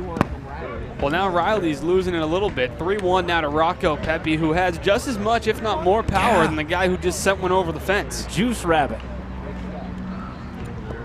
So Reilly really facing some adversity now. Nobody out, run already home, and here's the 3-1 to Pepe. That's inside, ball 4, second walk of the night for Rocco. I don't know if I finished my thought. I'm trying to think back to it. I might not have. Well, if you haven't, take this time to that was, finish I think that was the fourth home run that I can count, that I can remember, that off the bat you just knew. Yes. We've seen plenty in this league, whether it's the Harbor Hawks or opposing teams, you think, it's got a shot, it's near the wall. That was one that coming off the bat, it had so much, I mean, he skied that baseball. The power from Dom Patelli, pretty unassuming too. I know the coaching staff would love for him to gain 10 or 15 pounds, both at Miami and for the Harbor Hawks, but when you bring that to the table at the shortstop position as one of the fastest guys in the team, Well, low strike call on the Riku. Yeah, ankles. That's all right. Hawks got a chance to do more damage here. Did you know Riku Nishida leads the league in stolen bases? I may have heard that. Yeah. Well, I was going to remind you if you didn't. Well, remember, we both can't really be reminded of many things. We don't have a lot of room in the memory bank. There's a stolen base for the Hawks, and the top of the Cape League team in stolen bases continues to run wild as Pepe swipes second. Rocco, very nicely done, and he is going to acknowledge the bullpen as well. Yeah, gave him a wave. Maybe I'd like to know if Beatty had a conversation with these guys prior to the game and said, get up, get loud. They had a conversation yesterday where they talked about, this team, their identity. Are they a fun team? Do they have too many antics? When does the fun and the serious cross over? And today you're seeing that they truly just want to have fun together playing the game of baseball. Riku shows a bunt, drops a beauty down the first baseline. Nishida legging it, and he is tagged out. Oh. Heads up play by Kishel, the first baseman, to tag him and not race him to the bag. Well, Riku ran out of the baseline because he could see that Kishel and Reilly were both chasing him down, and so... Oh, they call him safe now. Wow. They're gonna, no, they don't know if they called him safe, but the umpires are going to have a conference because... Riku missed the bag, but there may have been obstruction. Now, it depends on... So here could be the call. It depends on who had the ball there, because Reilly was running at Riku, ran in his way on the way to first base. Riku did not make contact, but he had to run outside of the baseline, because Reilly, who, again, didn't have the baseball, got in his way, and they're going to call him out anyway. They will confirm he's out, so Riku heads back to the dugout. Yeah, that's right, Drake. They could have been checking that. He took the baseline away from Riku. I think so. But probably not something that's going to be overturned here, especially with no video replay. Tough to argue, too. I think they may have gotten the call right in the end because it was just so close. And Riku, now had Riku drawn contact. Right, if he ran into him, it'd have been easy. Then you get called. But because Riku evaded him, you're probably not going to get it. Oh, yeah. So now the runner does move up to third, which serves as essentially a sack bunt. Right. Get your insurance run 90 feet away. Mitch Jebb takes the ball way out of the zone. So Hello. One out. Nearly leadoff a wild man pitch. up at the plate. And, you've seen the wild pitch there from Reilly. He's losing it a bit on the mound after that home run. Orleans with 23 wild pitches this season. That's 5th in the league.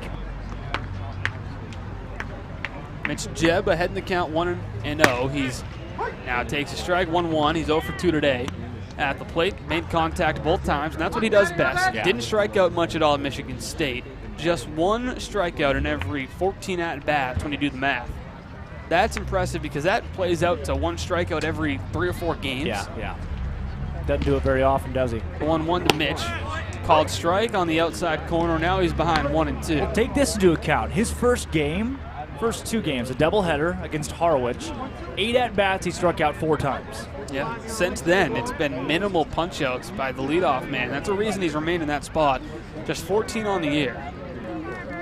So 10 across his next 60 at-bats or so. Yeah. Not too bad, but 1 in every 7, which is a little bit higher than he's used to, but that shows the pitching down here in the Cape League, and wouldn't you know, he strikes out swinging there, so maybe a little announcer's curse on us. Yeah, no, you did that. That was you. Talking about the low strikeout rate, Jebb goes down swinging, but he gives way to an equally as good hitter in the form of Justin Janice, who's 1 for 1 with a walk tonight as well. The dugout was still hyping up Mitch Jebb there as he walked back. Again, you got to do it. Everybody strikes out.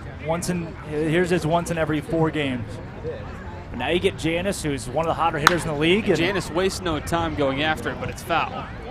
Yeah, I think a big part, too. Look, fun aside. So many lefties in this Harbor Hawk lineup, so many of those guys, that these foul balls are going to go out of play into the road, more so than normal. If they're late on a fastball, especially, it's down the left field line. See ya. Janice again, that one's also into the road and just misses a line drive off a SUV. Yep. 0-2, both of them into the road. Wow. So yeah, if you're parking the parking lot here, you're just fine. You're on the right side, bunch of lefties in the lineup, you're doing okay. If you're driving by, not so much. No. 0-2 to Janice with a man on third base. Pepe gets his lead over there. Reilly comes home with it. Janice back up the middle. Played by the shortstop Knight. His throw to first is in time, but the Hawks strike for a run, thanks in part to a moonshot by Dom Patelli. The solo shot's his 2nd of the year, and the Hawks lead it 2-1 on the Harbor Hawk Baseball Network. Coke Zero is now Coke Zero Sugar, with great Coke taste. Some people were excited to hear the news. Some were skeptical. So we're not going to have the star of the show you're watching come out and say, "You'll love it." No special jingle written by this week's hottest pop star. No famous internet celebs who happen to be holding the label just so. Okay, maybe just one little pour shot. The only thing that will make you believe Coke Zero Sugar has great Coke taste is trying it yourself. Ice cold Coke Zero Sugar. Try one today. If you live here, fun is your thing. If you live here, tough is your thing. Smart is your thing. Caring is your thing. If you live in Massachusetts, community is your thing. Since 1972, the Massachusetts State Lottery has provided over $25 billion to help cities and towns with the things they need most. If you live here, giving is your thing. Welcome back to Eldridge Park. Austin Akuta and Drake Toll on the mics tonight as your Harbor Hawks lead it 2-1 over the Firebirds. Dom Patelli, Drake, a absolute tank to right field, and that ball was gone off the bat. The fans knew it. You heard a collective gasp from the crowd, and he gives his pitcher, Brody McCullough, some support. Look, you can mention the big bomb, the blast, and Patelli, but I want to go to the team because these guys, the energy that they brought this baseball game. I'll say this. We saw it on Beatty's face prior to this game. He didn't look 100% after last night's loss. None of the coaches did. Now, that makes sense for coaches. The players, it's their job to put it behind them. For the coaches, it's going to loom with you for a lot longer because this is what you get paid to do. Right. This is the product that you're helping to put on the field. And when you're managing it and it goes south like that, it's going to sting a bit, as it has. You're seeing these guys feel personally responsible for picking these coaches out of a rut. That's what they're doing here. The Hawks doing their best to put their best foot forward. McCullough will have to deal with Sim, Humphrey, and Bolger, the 4, 5, 6 for Orleans. Sim went down swinging in his first AB and now has a 2-0 count, it appears. Yeah. That is it. Yep, 2-0. That one did not miss by much, the 1-0 that is. Here comes the windup and the pitch from Brody, ball 3. So McCullough starting off a bit slow here in the bottom of the 4th inning. He's been good to this point so far. Just a little rough patch in that last frame, but he got out of it with just one run across. Here comes the 3-0. Fastball down the middle, 3-1. McCullough so far, 3 innings pitched, 3 hits, 1 run. No walks, 4 strikeouts. That's the biggest key to Brody's game is he's not going to issue the free pass too often. He is behind 3-1 here, however. Here comes the windup and the 3-1. And ball 4. McCullough lets him off with the free pass to start off the 4th inning. He's been behind on a couple of guys today, 3-0, 3-1, and he's battled back. It's the first walk he's issued and couldn't really battle his way back on a tough hitter in Sim. Now the leadoff man reached to start the top of the 3rd as well, so you're seeing consistency there, but McCullough was able to work his way out of it decently. We'll see if he can do it again. Now have to deal with Isaac Humphrey. 0 for 1, skied one to center field to Cole Mcconnell, and Brody throws another ball. It's a fastball up at the eye, so McCullough, 5 balls, 1 strike to start things off here in the 4th, slowing down a bit, see if he can regain that command. It's not just his command on his fastball outside. A lot of guys like to pick the corner here as that one's inside for strike. That's what I was going to say. He knows how to work inside. He establishes that the inside part of the plate is his, and the hitters just can't get comfortable. No, and mentioned that bottom of the 3rd. He allowed that leadoff runner, and then eventually that run comes around to score, but it could have been a lot worse. So Brody McCullough's been in uncomfortable situations already, and it worked out. That was bounced off the plate. Brody's going to go to second for 1. Throw to first is not in time. Fielder's choice to get the out at second, and it was a quick turn by Patelli, but that one was just hit off the plate and too slowly back to the pitcher, but nice job getting the lead runner. If Brody McCullough is any position aside from a pitcher or a catcher, there's no way that play is made because he had to hum that baseball to second base on a hop to get it there in time and just barely got Kim out, but works out in his favor. Back to the catcher, Jack Bolger, who doesn't wear batting gloves. Rare occurrence now. Yeah, good luck with that. No batting gloves, would bat for Jack Bolger. Can't tell if he has like a grip on it or anything. Here's the pitch, he goes after it, skies it foul. Yeah, you're one not very fun foul ball away from not feeling your hands for 3 or 4 days. Yeah. Especially with the wood. I mean, you're going to get blisters. Yeah. He's just got a little bit of tape for that bottom hand to grip onto on that wood oak-colored bat. All right, maybe the guy just doesn't have sweaty palms. Maybe he's just got really dry hands. It's funny, I was going through the lineup with my brother earlier in the day, and right away he looks at Bolger's name and goes, that's the Vanderbilt catcher. He doesn't wear batting gloves. Oh. Just knew that off, I don't know why. That one skied to right field. No batting gloves, no problem. It's single. Runner's going to go first to third. So that puts Firebirds on the corner with one away. Just a little bloop. He didn't get nearly any of that one, but enough to land on the very edge of the dirt on the infield. Now you got runners at first, runner at first, runner at third, and try to work your way out again of a sticky situation for Brody McCullough with a 1-run lead. Tough to see if there's any early action in the Harbor Hawk arm bar, and you can't really get a visual of it.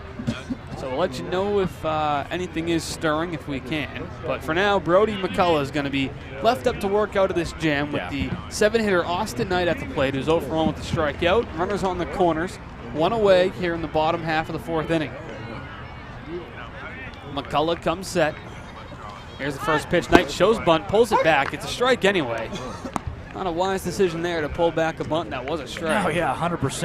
And there's an Orleans team that so far this season, when it comes to small ball, they have 13 combined sac flies or sacrifice hits, which is on the upper half of the league. So they won't shy away from the squeeze play here. Knight from Charlotte is a Tennessee transfer. Has now played at 2 major Division I schools for the baseball. That one is a hesitant swing, but he went around. For the baseball. For the baseball. He has played for the baseball. That was a good one, huh? Yeah, I like that. He's not selfish. He didn't play it for himself. Words. One out. The corners are occupied as Brody McCullough stares down Campbell, shakes off a sign, confirms the next, checks his runner. He comes set, looking to send Knight packing here. Here comes the pitch from Brody. Fastball outside. Jacob Campbell. I mean, that guy behind the dish. Okay, you look at the reason that the Harbor Hawks have so few wild pitches. Oh, it's Jacob Campbell. It's Jacob Campbell, 100%. That one easily Oh, could have been. yeah. It was last night a couple times. Ooh, It was yeah. a fastball yanked, but Campbell's reaction time is second to none. Here's the pitch from Brody. Breaking ball, called strike 3. Thanks for coming, Austin Knight. Second time he sat down via the punch out, and Brody McCullough is 1 out away from working out of trouble. Free. I mean, just no movement. Knight, like, that pitch locks you up. What can you do besides watch it go into the mitt? Not much. Nope. If you're sitting breaking ball, 94-mile-an-hour fastball by you, you're down there. You sit breaking ball, I mean, you watch that come at your front knee, and you're thinking, nope, that's going to hit me. Then it's just right over the plate. Yeah. What a pitch from McCullough. Brody McCullough is now 2 strikeouts away from the league lead. He's got Logan Beard to deal with now as he goes after the first pitch, skies it off into the parking lot, or it's bobbled by a fan. Yeah, couldn't catch that one, could you there, guy? Good no, effort. no Cape Cod League for you, my friend. Thanks for coming. Are you, now Drake, you're a 21-year-old adult. You bring a baseball glove to a field? No chance. No, yeah. Well, sometimes to these games, to play catch before the game, because right. we get bored. We show up 3 hours before. An hour of that is just kind of standing. Pick-off move, back in standing. You might as well bring a glove, Yeah. find somebody like Mazdak Darvari, play a little catch out in the field. Yeah, we got a few guys out here. Nick's got his glove. Oh, you go to Fenway Park, you're not a glove guy? Oh, dude. If you're 21 years of age bringing a baseball glove to Fenway Park, more power ball. to you.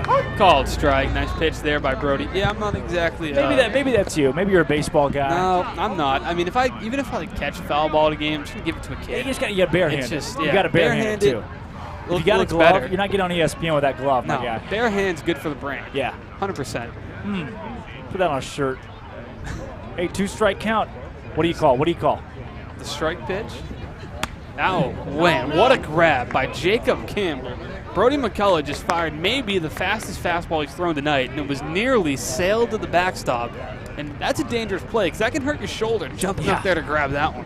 Well, Brody McCullough said, I don't care where it's going here. I got a pitch to work with. I'm going to throw it as hard as I can. 106, high and outside. Yeah, and Campbell right. had to jump out of his shoes to get to it.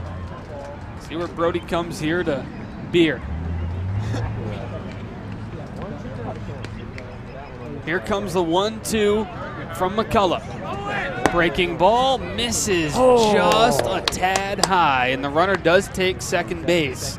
We don't see that a lot from McCullough, but that looked a lot like the changeup. It looked a lot like a change. Didn't have the movement of a slider.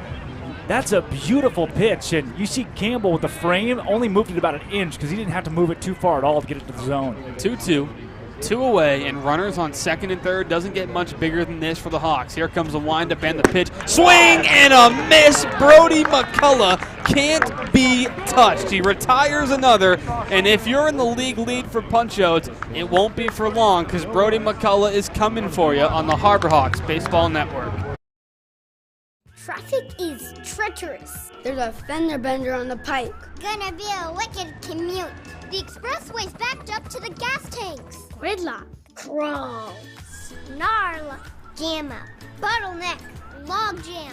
128 is a parking lot. You'll be late for supper tonight. Keeping your car road ready is what we do best. At Sullivan Tire, we're always here to get you there. Hey, we get you there too. Having a 5G phone that's not on T-Mobile makes as much sense as playing ice hockey. Using pool noodles. Get out of the penalty box with 5G coverage like this. T-Mobile has more 5G bars in more places than anyone. T-Mobile, more 5G bars in more places. Another reason T-Mobile is the leader in 5G. Welcome back to the top of the fifth frame here at Eldridge Park, and while the Brody McCullough show is in full effect, it's been some help from the offense tonight. Dom Patellia's solo shot. The Hawks also scored a run on an RBI by Riku Nishida, and they're going to have the meat of the order coming to the plate in the form of Nolan Shaniel, Cole McConnell, and Jacob Campbell, 3, 4, and 5. Yeah, it's a good spot to be in if you're the Harbor Hawks. Look, I keep saying that. It's a broken record. I've started to realize this is probably my favorite lineup of the year they've rolled out tonight. These guys are top to bottom dangerous. There's not a spot in this lineup where you get a break. There's just not. You have 311, 299, one of the hottest hitters on the team despite being 250 in Shaniel, 270 in Cole McConnell, Jacob Campbell at 228, 270, 278. Yeah, 182 for Pepe, who's hot right now, and then Riku Nishida, who's been unbelievable. Like, this does not happen on Cape Cod. There's not another team that boasts this kind of batting lineup, especially now that Katuitt lost most of their team. And it's credit to Nick Johnson, the general manager, Zach Chase, the assistant GM, Mazdak Darvari, the baseball ops guy here in the Harbor Hawks organization. They put together a collection of some of the best 1 through 3 hitters in the entire nation, and they're in one lineup because Rocco Pepe, right, middle of the order hitter for Long Beach, Dom Patelli, top of the order guy for Miami, and they put them together so when they're batting, 7, 8, there's no break for the pitchers here, as this is just a lineup that's going to battle from 1 through 9, and that's helped them have the second best record in the league. New pitcher on the bump now for the Firebirds as Reilly's day is done. It's left-hand pitcher from Andover, Mass, a local guy, Sam Conti. He had a quick start to his Cape career, just 2 appearances, but 4 innings pitched, 6 punch-outs, 1 walk, and yet to allow a hit in those 4 innings. Yeah, this is a guy that is going to give you a really good fastball from the left side, and if there's anything the Harbor Hawks built this lineup for, it was not necessarily a hard-throwing lefty. Yeah, and he's Drake on the bright side. He hasn't pitched in this league since June 19th. Well, welcome back, my friend. Welcome back. I don't remember exactly where he's been. Maybe a Team USA tryout guy. Maybe so. There was one guy on the team with laryngitis. Is that contagious? I don't know. It's a good question. Never had it. Never heard of anybody having it. Anybody? Is laryngitis contagious? It is not. Okay, No. so this guy did not contract laryngitis from the other guy. So maybe Team USA, but either way, Possible laryngitis, unrelated to the other laryngitis. Called strike to Shaniel Conti with a 1-2 count on the first guy he faces. Even though he hasn't pitched in 3 weeks almost, waste no time going after the Hawks. We have confirmation laryngitis is contagious, so laryngitis until proven healthy. 1-2, Nolan Shaniel back to the dugout, and he nods his head. A great pitch there by Conti. Sorry, I was Googling laryngitis, so I missed almost all of that at bat. That was a 4-pitch punch-out. Okay, so sweet. You're caught up to speed. That's Thank you. Conti's 6th strikeout of the year, and he's ready to go out of the bullpen. He's pitched in both those appearances 2 innings apiece. So he has pitched in both those appearances. In both those 2-inning outings, total of 4 on the year, 2 + 2. Mcconnell goes after the first one. That's a jam shot and a souvenir. And a nice catch is made against the fence. There you go. Thanks for coming. Give that to the lady next to him. Yeah, got a guy, young guy. There you go. Going on a little date night to Eldridge Park, and that was hands it to the lady. Can That's of corn, sweet. too. Yeah. Here comes the 0-1 to McConnell. He sends that one into fair territory, but it's just as easy of a pop-up, and the play is made by Knight, who is at the shortstop spot for out number 2. Yeah, I'm going to come out here and say it already. I'm not really liking the whole Sam Conti deal. If we can go ahead and get him out as soon as possible, that'd be great. Well, his pitch count remains extremely low, just at 6 through 2 batters. So, hey there. The Hawks going to have some work to do. Yeah, if you didn't know, we're right next to a road. That one's fouled off by Jacob Campbell for strike 1. Oh, come on. Sounds of the ballpark. Sounds of the Orleans area. Yeah. Right next to us is a main road. Here comes the 0-1 from the left-hander from Trinity University. Here's the pitch. Outside. Where's Trinity? Any idea? There's a river. There's the Trinity River. That is in New Jersey. Trinity, I'm going to say Trinity, New Jersey. That's a thing. Trenton, New Jersey. So not good. We're missing Berman. Well, Zach Berman wouldn't know. That one's popped up. Drifting towards the first base dugout and out of play, and drops between 12 kids who now have a battle royal for the ball, and somebody swipes it from another and has a souvenir. I believe that's a battle royale you're looking for? Big Clash of Clans guy? No. Yeah, I didn't think so. It reemerges once every 12 months. The whole pop references and Austin Dakuta thing, not really a great relationship. Yeah. Nope, we're getting there. You guys are expanding my... Yeah, we're helping you out. Yeah, appreciate it. Campbell's behind 1-2. Here's a windup in the pitch from Conti. Fastball, Campbell puts it in play high and deep to right field. It will stay in the yard. And waiting under it to make the catch is Humphrey. 1, 2, 3, the Hawks go down in order against an electric left-handed arm by the name of Sam Conti.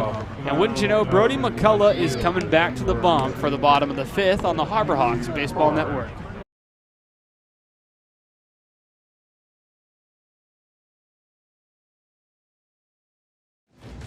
Bronk. What up, TB? What do you think my next move should be? Give it to me straight. Maybe it's just time I hang him up. I got one word for you. Retirement. If you retire now, you're gonna be walking on soft sand in a week. Just come to Florida and feel the wind in your hair. Retirement is like winning another one. Maybe I'll even join you.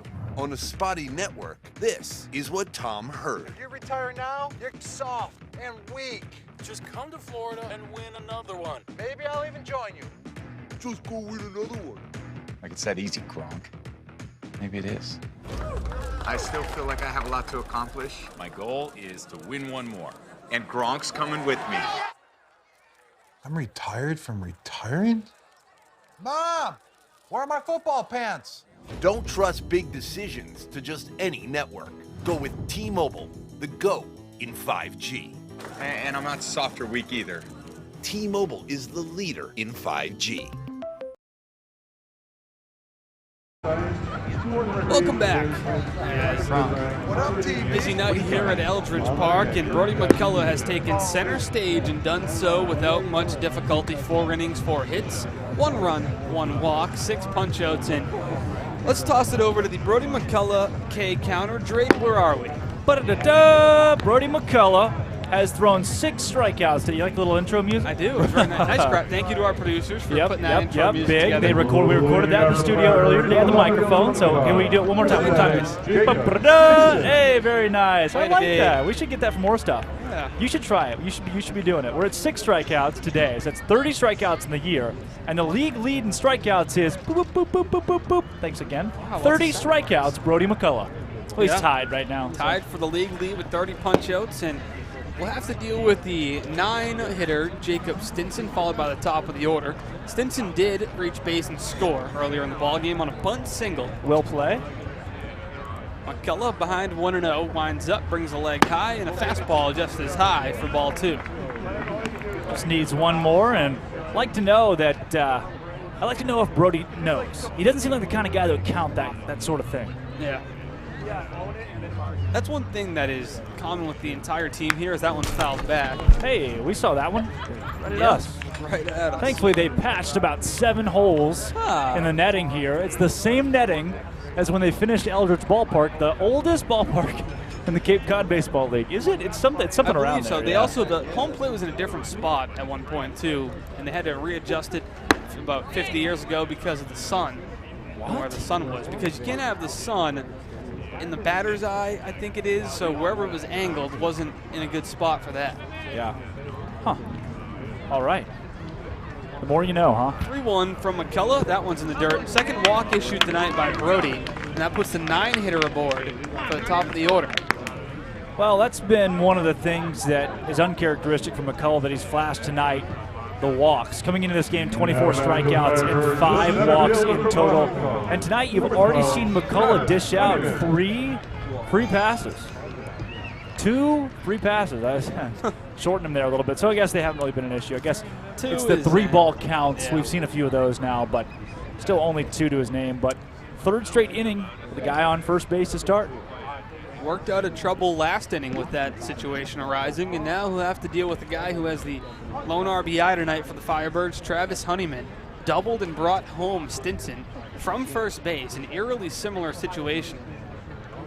First pitch from Brody, breaking ball this time, it misses, but that's probably a good pitch because Honeyman was all over a fastball earlier in the game. We have seen fastball, slider, curveball, changeup today. 4 pitches from Brody McCullough. He's thrown all 4 successfully as well.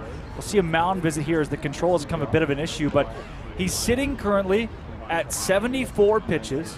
So 60 is your first cutoff for a lot of these starters. 75 is your second cutoff, but after you see these guys get through 75, a lot of them just kind of go. Yeah. We saw it, the first time we saw it this year was with Katuit and Cade Morris, who threw upwards of 80 pitches. And upwards of 90. It was over 90, yeah. They turned him loose for 6 1/3. The Nevada product that just said, I'm good, I'm comfortable. Pitch until my arm falls off. And now Brody, back to the mound as Kevin Ohm heads back to the dugout. And one thing we've seen, it's not a stat that you can count, but after these mound visits, pitchers seem to lock back in, and Ohm makes minor tweaks to them, kind of talks to him and gets him back on track in his limited mound visits. You don't go up there that often. So 1-0 now to Travis Honeyman, the leadoff man who's 1 for 2. Did strike out to lead off things in the bottom of the first for the Firebirds. That was a little whiles back as that one misses high 2-0. I think a lot of those conversations with Coach Ohm go, hey, trust yourself and attack. Just attack here.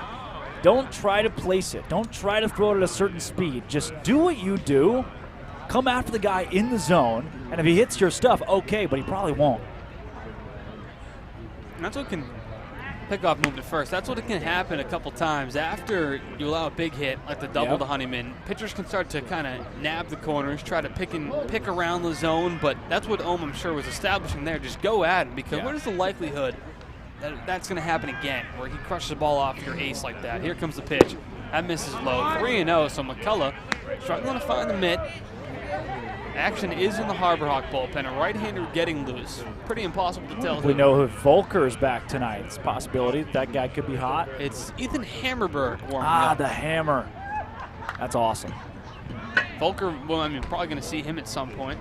Within either today or Tuesday. One of the most reliable arms. Here's the 3-0. Misses for ball 4. Back-to-back walks from Brody McCullough.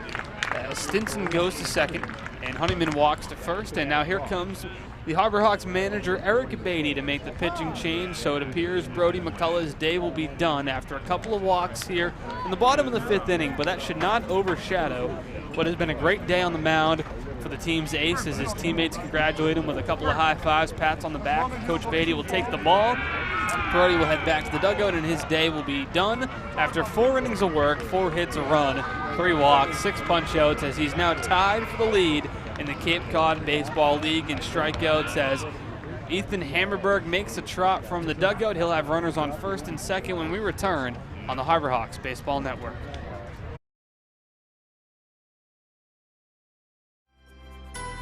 When you need a better place to work, Cape Space is the place to turn. In today's changing work environment, shared workspaces offer a flexible and affordable alternative to conventional office space. At Cape Space, we offer a wide range of membership packages to suit your professional needs, complete with office amenities like high-speed Wi-Fi, coffee, printing stations, reception service, and private meeting rooms. Visit our website today to learn more. UFOS Active Recovery. Because life keeps you on your toes. Because you want to shine when you rise. UFoam technology absorbs impact with every step, so your body doesn't have to. Because standing still gets you nowhere. Get yours today at ufos.com. Feel better. Feel the U.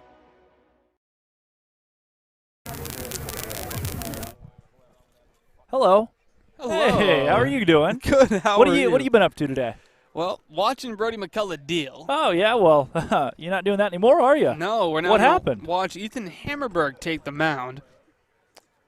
As we apologize for that brief static issue on the broadcast. It seems like we've got that pretty much squared away. No, we don't. Hello. All right, we'll work on that as Hammerberg. It's just you and me now. Takes his warm-up pitches. No sounds of the ballpark. Crowd went home. Yeah, the crowd we'll let went you know. home. Yeah, very sad. So the Hammer, as they call him at the Ohio State University. Glad we got that squared away.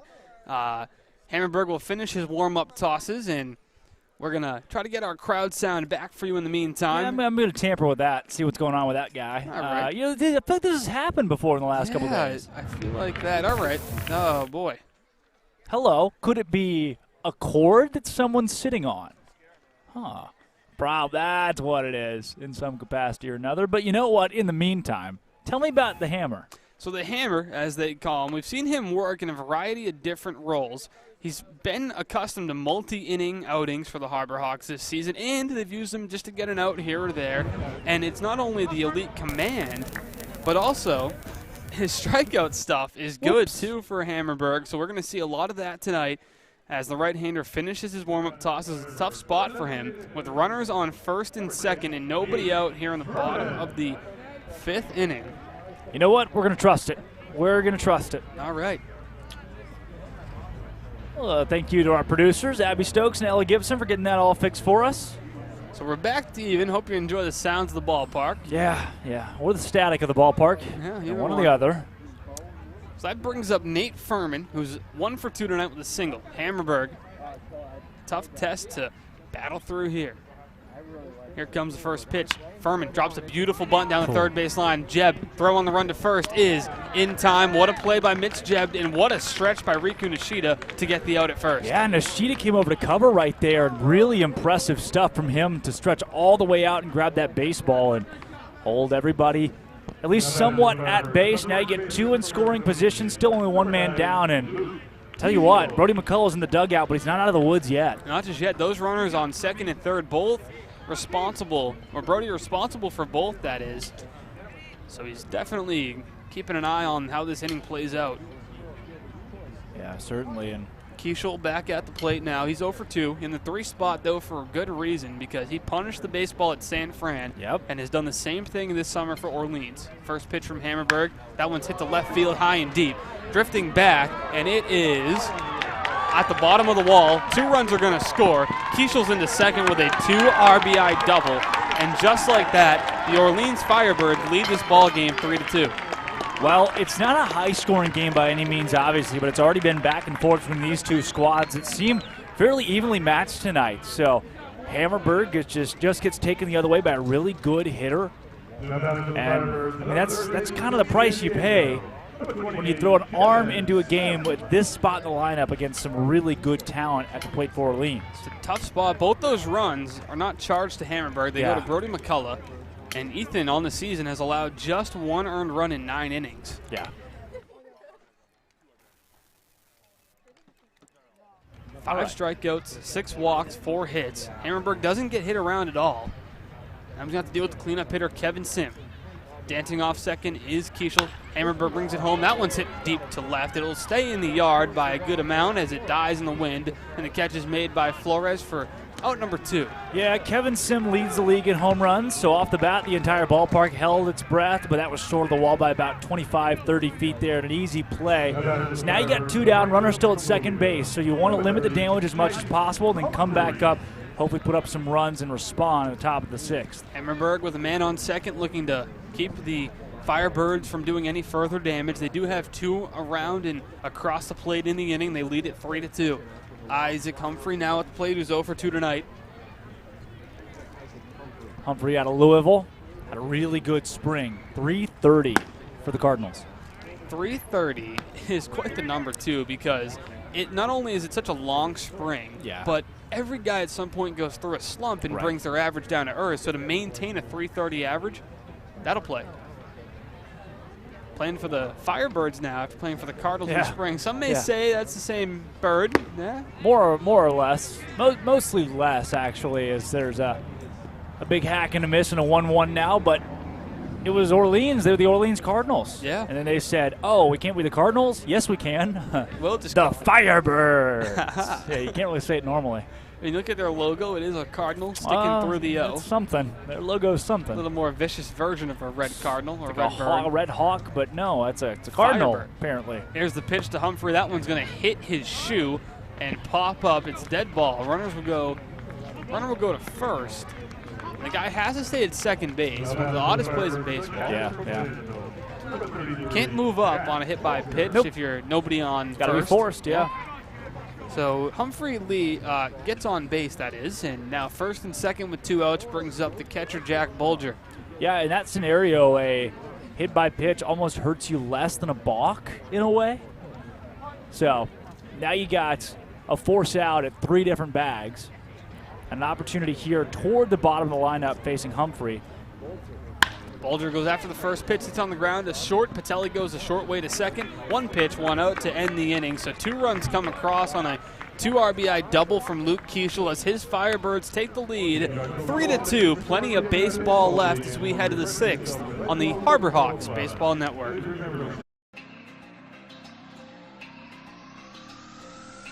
My family earns respect. My family clears bases. My family breaks records. My family wins MVPs.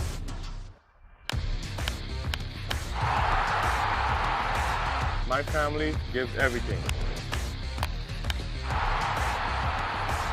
My family makes history. My family wins championships. There's no family. There's no family. There's no family. There's no family like my family. Join the fam. Join the fam. Join the fam.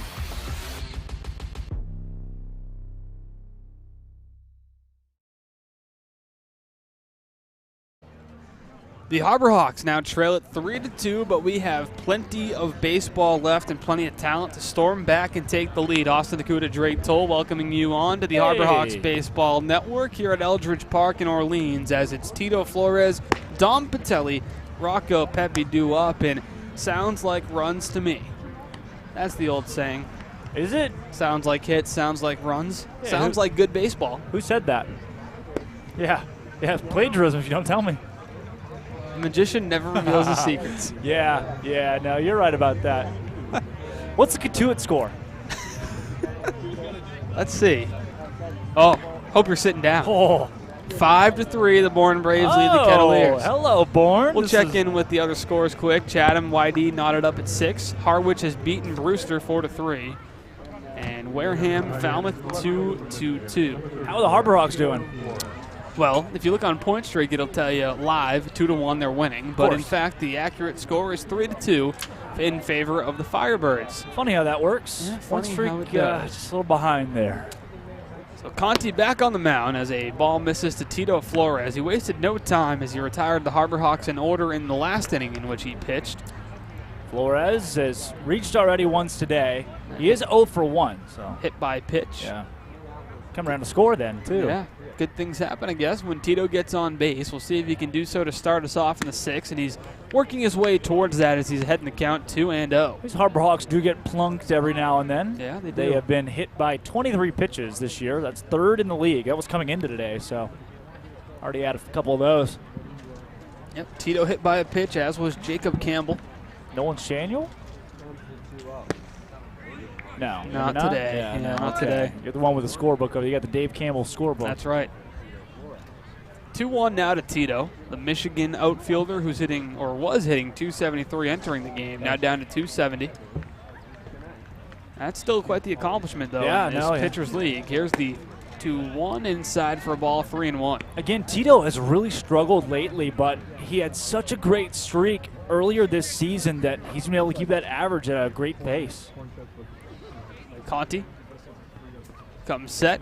Here comes the 3-1 to Tito Flores. That one comes inside, off the glove of Bulger, and Tito will jog down to first with a leadoff walk. Well, that's a decent way to start for Tito Flores, trotting down, whose OBP has stayed just fine over the course of the last 7 games. You get Rocco Pepe now, who's in the middle of his own hot streak and is 0 for 0 tonight with 2 different walks. He's trying to reach base against Conti, who was lights out in the 5th inning. Really didn't like what he delivered the Harbor Hawks. He was so good. If he loses control here, though, I would not be upset. Yeah, that's just the 2nd walk he's issued through now 5 innings on the year. Yeah. Now have to deal with Dom Patelli, who tore the stitches off a ball earlier on a solo home run. Patelli bunts one, foul, over the net, over the fence, over the other fence, and onto the road. Yeah, well, part of that is that the net is about 10 feet in the air, and the fence behind the net's about 6 feet, and the other fence is 6 feet, and then there's the road. So Dom Patelli stands 30 feet from a highway. Another souvenir for the Bunny Rabbits on the other side of the road. Or a car. Yeah, pickoff moving to first, not in time. Flores back in standing. Patelli, even with his flyout earlier in the ballgame, has hit the ball well to the outfield twice. Yeah. So he's seen the ball well here at Eldridge Park. Now I have to face a lefty, though, for the first time tonight. Right. Here's the 0-1 to Patelli. That's going to be low for a ball, 1-1. The count evens up. All right, Sam, if we could, have some control issues here, that'd be great. A couple of these pitches that we've seen over the course of the last 2 at-bats have not missed close, that being one of them almost in the dirt. Pickoff move again. Flores back in standing. How about this? Sam Conti, born in 1998. He is 23 years old and 341 days. Approaching 24. Dangerously close to being a 24-year-old Cape Leaguer. All right there, guy. Here's the pitch to Patelli. That misses high again. The left-hander having trouble finding the zone, and that will prompt the mound visit from the catcher, Jack Bulger. Did we find out where Trinity University is? Yes, we did. San Antonio, Texas. I'm thinking that's no New Jersey. There was something I was supposed to remember that had something to do with San Antonio, and I just can't. Yeah, I mean, I've kind of scrubbed it from my memory. Remember the Christian Moore play in left field. That's I remember. That's what I remember. Yeah, I don't remember something that. Remember the apples? The Austin? No, that wasn't it. That's you. Yeah, you're right here. Oh, dang it. There goes Christian Moore's throw. Nope, we're back in that cycle again. There we go. Well, I won't forget that one for sure. Well, the mound visit concludes. How about this? Our friend Sam Conti started his career at Trinity at the age of 21. That was his freshman season at Trinity. He spent 3 years there, so judging by these calculations, his eligibility gives him at least 2 more years at Trinity if he decides to come back for his 24th year of life. 3-1 now the count to Patelli. I'm going to do some digging. Yeah, because he's got plenty of talent. We've seen it this year here in the Cave, and it's going to be interesting to find a little bit more about his backstory. Yeah, I'll do that. I got time. All right, here's the 3-1 to Patelli. He goes after it high and deep, and Dom Patelli has his 2nd homer of the game, and the Harbor Hawks have the lead. A 2-run shot for the Miami shortstop. 2 home runs, 2 moonshots, and he'll take his time around third. Bum, bum, bum, bum, bum, bum, bum, bum, bum, bum, bum. You know what that is? It's the Six Flags theme song. You know where Conti plays baseball? San Antonio. There's a Six Flags in San Antonio. He's heard that song a ton. Hear it again, big guy. Dom Patelli just took you for hundo.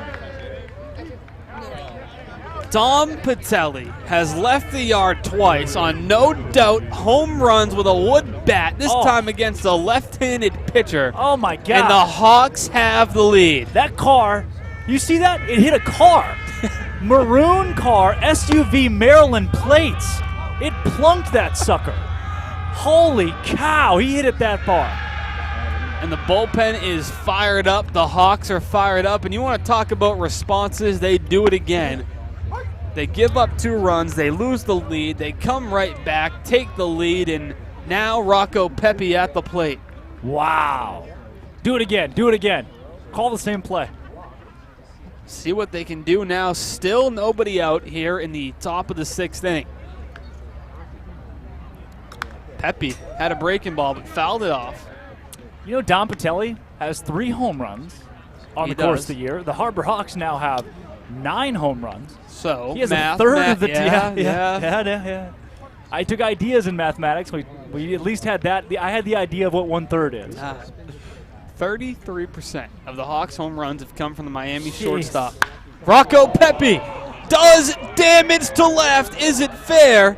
No. It just goes foul. We have no vantage point of where that ball went, so I was waiting for the umpire to call it or somebody to react. And no, couldn't come close to seeing that one, could we? Nope. Don't know where it landed. Don't know where it took off. After it went past third base side, no idea. See you later. Here's the pitch once again from Conti. Pepe watches it go for a ball. He'd turn on that one and crush it, though. It was gone if it was fair. Yeah, pretty easily. That's how you follow up a home run from one of your counterparts. You hit a ball at just as far. Yeah. So keep it fair next time. So Conti trying to respond after the 2-run blast. Here comes. He wind up in the pitch. Pepe fouls it off, stays alive. Count will hold at 1-2. Yeah, nothing doing on Conti here. Pretty, his numbers are all right at Trinity. 11 appearances in the spring, 5.09 ERA, 21 strikeouts in 17 2/3. Played well against Aurora. Where? Aurora. I'm College. not sure I know who that is. Illinois. Oh, yeah. Aruba? Went to high school with her. 1-2 is the correct count. Oh, thanks you. there, guy. Yeah. Sweet. Who asked that? I don't know. The broadcaster? Official score looked like it was on point streak. It's 2-2. Scoreboard said 1-2. Umpire also says 1-2. Okay. Breaking ball. Fouled off. Out of play. We'll do it again. Yeah, he's originally from Boston, though. He's a oh God, he's a redshirt sophomore. So he is 2 weeks away from the 24th birthday. And he's got a couple years left of college ball. All right. Here's the pitch to Pepe. Fastball misses high. Good battle here by the Juice Rabbit. Good eye from Rocco there. Here comes the 9th pitch of the at-bat to Pepe. Wind up. Here comes a pitch from the southpaw. Fouled off, and it just hit a drink off the backstop and spilled it all over a scout. That's why you don't keep your drink right behind home plate on the railing. I'll tell you what, this net here, if a ball came hard enough, would. It was a hydro flask, and it hit the lid off of it. No chance. Oh, it did? Yes. Did the hydro flask move? Yes, it fell right off. Okay, so it did not just the lid, but also all of it went with it. Yes, whole thing. Had it just spun the lid off, that'd have been something. Rocco Pepe's in the middle of a 10-pitch at-bat now. Here it comes. Breaking ball. This time it's hit fair. Third baseman Sim throws it across the diamond. High throw, but Kuechel holds the bag, and they get out number 1. So after a walk, a 2-run home run, and now a 10-pitch at-bat, Conti finally has the first out of the top of the 6th. Yeah. That was the first out? Yeah. Boy. Welcome to the 6th inning, huh? Been here for a little bit. Not near as long as last night, though, huh? Oh, Drake. Well, that's going to bring Kelly Nicholson to the mound, the Firebirds manager, and we're going to have a pitching change as Conti's day is done. Thanks in part to Dom Patelli, who now has 2 homers as the Harbor Hawks have stormed ahead 4-3 on the Harbor Hawks Baseball Network. What are you looking forward to? Adding a takeout window. And more locations.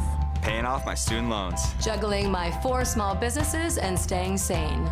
Raising my allowance. Finishing my painting and starting the next one. Catching a keeper. Cashing anything. Making the most of my retirement. Checking my balance and hopefully having one. Whatever you want for your family, your business, or your community, talk to us at Cape Cod 5 because we're looking forward to helping you. This is your time to change your career, to advance your skills, to follow your dream.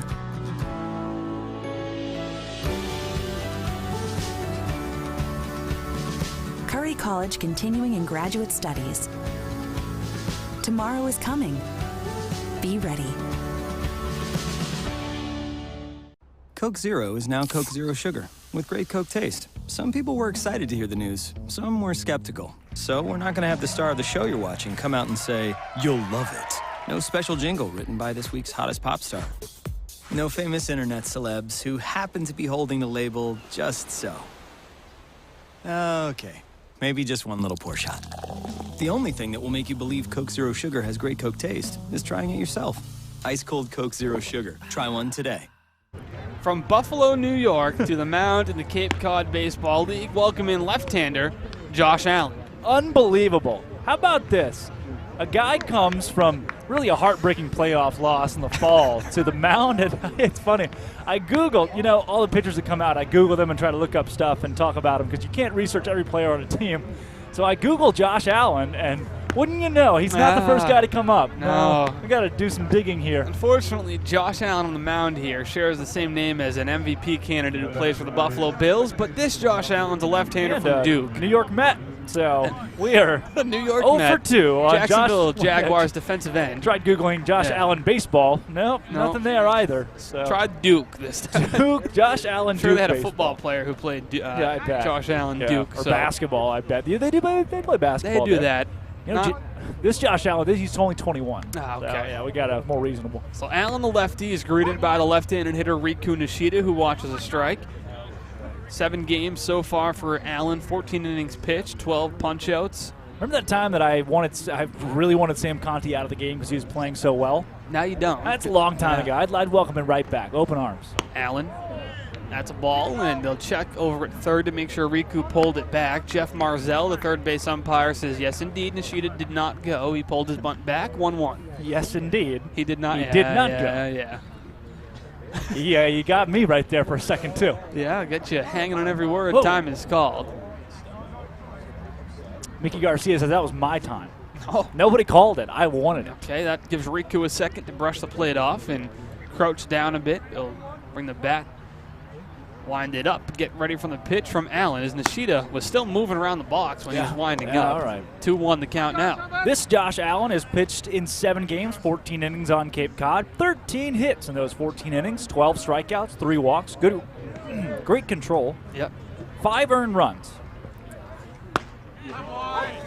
Called strike. Nishida now with a 2-2 count. Now, all 5 of those earned runs, all 5 of them, came in an appearance in relief, 4 innings against Bourne in an 8-2 loss. He allowed 5 earned runs on 8 hits. Well, must have been short-staffed. Nishida to left field, and that will get down for extra bases, or no, it won't. Tough to see down the left field line. The way Riku was running. It did get down, just not for extra bases. Can't see anything down the left field line. Riku was busting out of the box, took a big turn, but will hold it first, so he welcomes in the new pitcher Allen with a base hit. Yeah, Riku Nishida these last few days has been on the wall. Is that a thing? That's Vans, right? Yeah. Nishida has a 438 OBP in the last 7 days, a 357 batting average, and they tried a little pickoff move there. Will not. That's Riku Nishida. You got to know who you're throwing back at.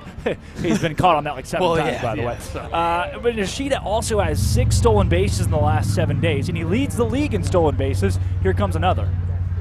Jeb at the plate, back to the top of the order with 1 out. Hyannis leads it by a run. Jeb shows bunt, and it just goes foul. If he got that down, there's a chance that's an infield single because the third baseman, Sim, was playing back. Yeah. And isn't the speediest guy at the hot corner. No.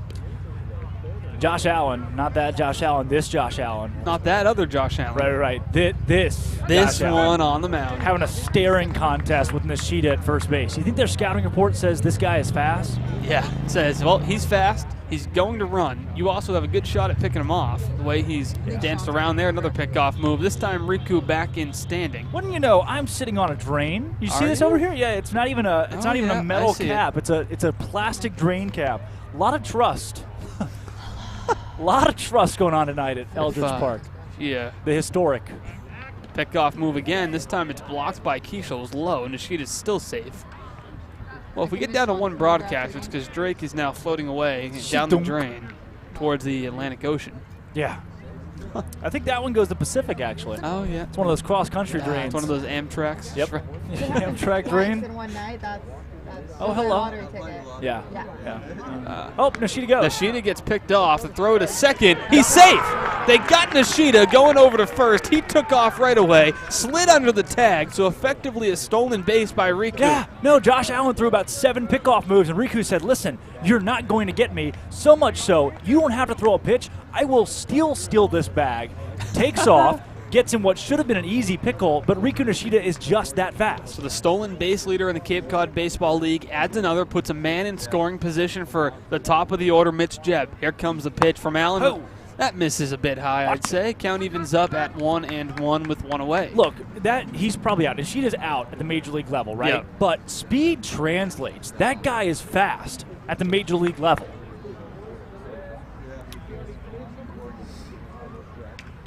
1-1, one away. Guy on second. Jebb watches a breaking ball for a called strike. What are you looking for? Scoreboard. Oh, yeah. What does it say? Probably the same thing as the no, it doesn't, because it's never nothing's correct. conjunction, yeah. 1-2, one away. As Jebb looking to put the ball in play here, and you get a speedy runner on second, so anything to the outfield likely scores Riku on a base hit. I'm so proud of myself. Oh, good. She's proud of herself. Janie, Jack's sister. Jack's sister? What about her? Oh, all right. That's fine. No, they don't have to converse. Got a girlfriend anyway. Mitch Jebb with time being called. Quick mound visit. 1-2 to Jebb, the left-handed hitter from Michigan State. Winds up the bat, rested on his shoulder as he does with 2 strikes. Here comes the pitch. He thought about going around, and they're going to say it's a foul ball. It might have hit part of the bat. Yeah, you can see by Jebb's reaction. It didn't hit him. It hit the bat. So anytime it comes near the hands and it may have hit you, they drop the bat immediately. Yeah. But he didn't, and he didn't really argue with the foul ball call at all. He just stared ahead and gets ready for the next one. If you're Justin Janice, you don't only drop the bat, you also pull your shirt off and say, look, this is where it hit me. Here are the laces. Here's the 1-2. Riku goes for third. Breaking ball's a ball. The throw to third is not in time. Nishida swipes third base, and the Hawks, stolen base leader in the Cape League, has just stolen 2 and put an insurance run 90 feet away with 1 out. If you have a base, he is going to steal it, and there is nothing you can do about it. You might as well just give him that base. It's a gift. He picks a breaking ball to do it on, too, so no real shot to even get the out.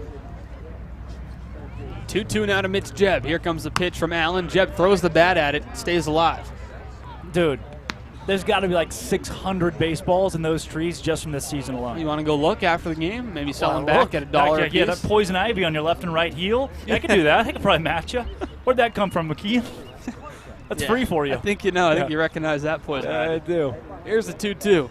Jebb puts it in play to second. Nishida's coming home. The throw is not in time. It bounces up off Bulger, and now Jebb's going to second. The throw there, not in time. An infield single. Got Riku legs out and Jebb legs out. Plates a run for the Hawks, who lead it 5-3. I tried to warn them. We're field distance. I'm about 17 feet from the fielders. Don't just stop. Don't try to get Riku Nishida. He is faster than you can throw a baseball. Give up. Try to do something else to somebody else. Quit messing with Riku Nishida on the base pass because he's going to win every single time. He does so. A ground ball to second with the infield in, mind you. There's the bull. And Riku comes out of the dugout. Curtain call, tips the hat to the bullpen. Another guy in scoring position. This time it's for Justin Janice, the 2-hitter, who's 1 for 3 today. Yeah, or 1 for 2 today, that is, with a walk as well. Bulger dropped a strike right there and couldn't get the call on Janice. You want to know these guys are rattled. They are. The Hawks' energy and resilience has come into play tonight. They were down a couple times but continue to bounce back. Janice skies one down the left field line. It will drift out of play, and we'll add another to the woods.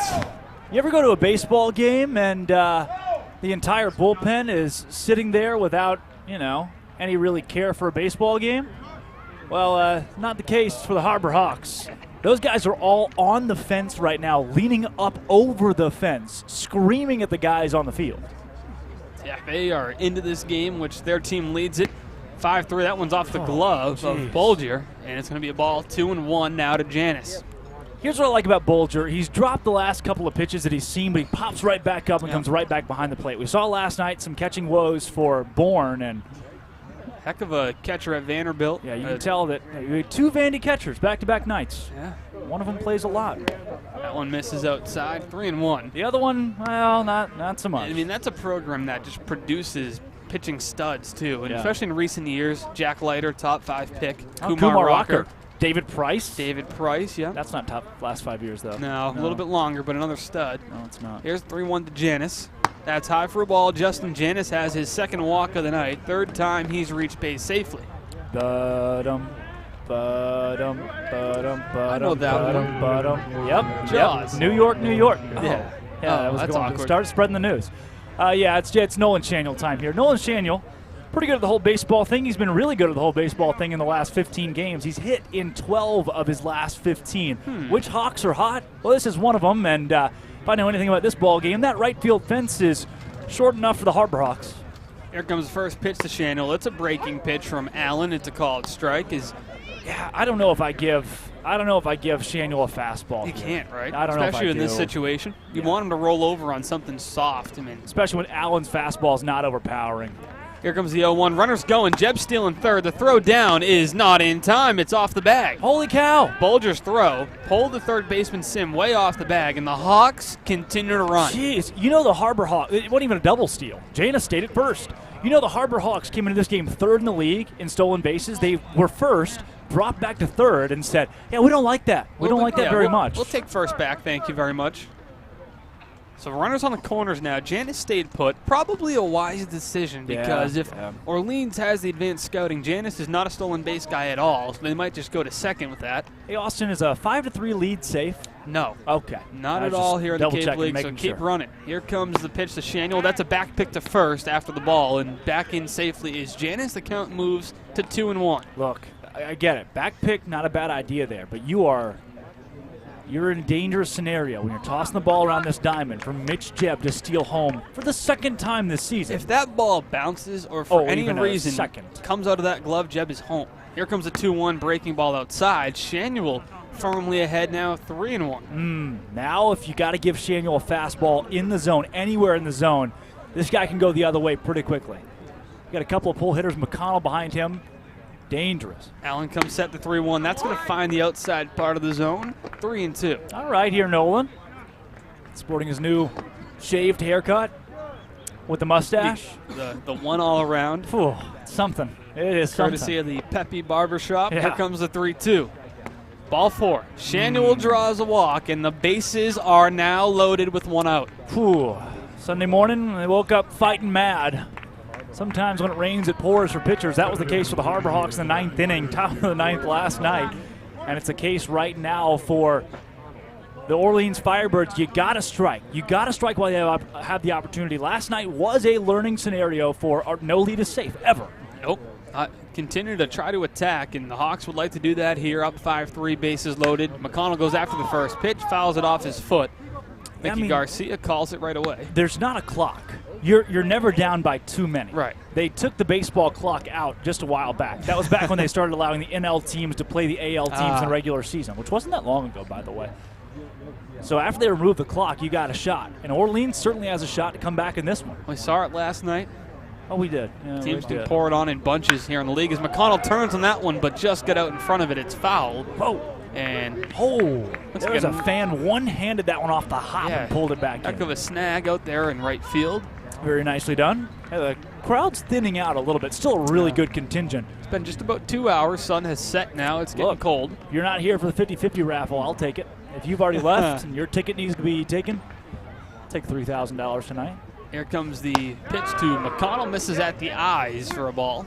Yeah, I think Josh Allen, was a little frustrated with the hard contact that Cole McConnell got. Wanted to come back at him, show him who's boss. And coming off a tough AFC divisional round. I mean, hey, remember Ethan Hammerberg? Yeah. He's the pitcher for the Harbor Hawks right now. Here comes the pitch. Breaking ball called strike 3. McConnell watches a good one, and he'll go down with the bases loaded for out number 2. So McConnell gives way in the lineup today to Jacob Campbell, who's 0 for 2. He struck out once. His average has fallen to .224, and that might be the day. That will indeed, as Kelly Nicholson signals to the bullpen for a right-hander. So, Josh Allen, Drake, why don't you tell us about how he finished up his day? Yeah, he's got 1/3 of an inning under his belt here. He allowed a hit, an earned run, walked 2, struck out 1. So if all my math is correct, I believe all 3 of these base runners should be charged to his ledger if they score whenever the new pitcher comes in. So new pitcher we'll tell you about when we come back. A quick break, but the Hawks have the bases loaded, so don't go anywhere. on the Harbor Hawks Baseball Network.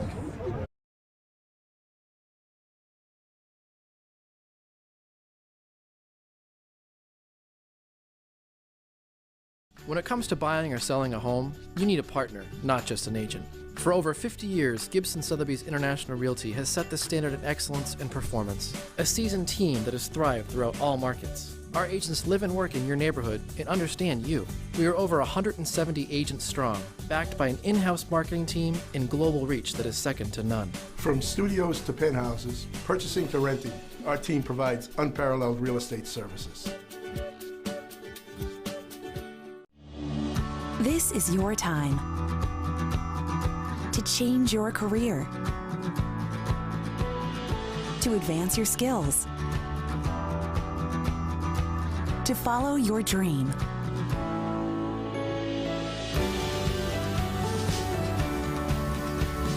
Curry College Continuing and Graduate Studies. Tomorrow is coming. Be ready. I'm defeated, feel mistreated. I'm so angry, I'm singing a song. 'Cause I'm paying so much for home internet, and that's just wrong. I've got T-Mobile home internet. I feel happy. Great. Very happy. Good for you. Look how much money I'm saving right now. Wait, really? There's no hidden fees, no price hikes, one core. Bro, wow. Internet without BS. Baseball! Yeah, fans are excited here at Eldridge Park for the new pitcher for the Orleans Sorry, that guy's Firebirds. fired up. Somebody got to kick him out. Yeah. It's that tall, good-looking blonde guy. What is he doing over there screaming? Yeah, well, he's excited to see Cam Walty from Nevada, and if we know anything about Nevada pitchers, if we do, we know they that have no pitch count. No, they don't. So if he wants to throw a hundo, he can throw a hundo. Not miles per hour, that is. Yeah. So the bases loaded. That's quite the spot to come into, and he's only pitched 1 inning so far. Ooh. 2 earned runs on 5 hits. That's a recipe for some fun. So here comes Jacob All Campbell, right. guy who led Illinois in home runs this spring. First pitch to Campbell. That one's ripped down the left field side into left field for a base hit. 1 run scores. They're going to hold Janice, so they go station to station. And it's an RBI single for Jacob Campbell. Very nice piece of hitting for Jacob Campbell there, sometimes known as Justin Campbell, but this time Jacob as he raises that batting average. Again, it was at 224. He dipped down quite a bit after a 330 stretch for a long time. So solid piece of hitting, and the bases are still loaded for one Tito Flores. The Hawks have now batted around again. They did so last night. Hey. They've done so tonight. Oh, what happened last night? How did that one end? It ended with me driving to West Harwich and going to bed. Yeah, don't really. I don't know if the reference. Last night's offense was great. Yeah. I hope the Harbor Hawks don't score 10 runs tonight. By the way. Here comes first pitch to Tito. It's a ground ball, right side. Picked on a hop, and it's bobbled at second base. A run's gonna score. The Hawks go station to station again, and it's now 7-3 Hyannis on the error by Beard. What's that saying? When it rains? Yeah. When it rains, it what? Whining and moaning on and on about the time I had.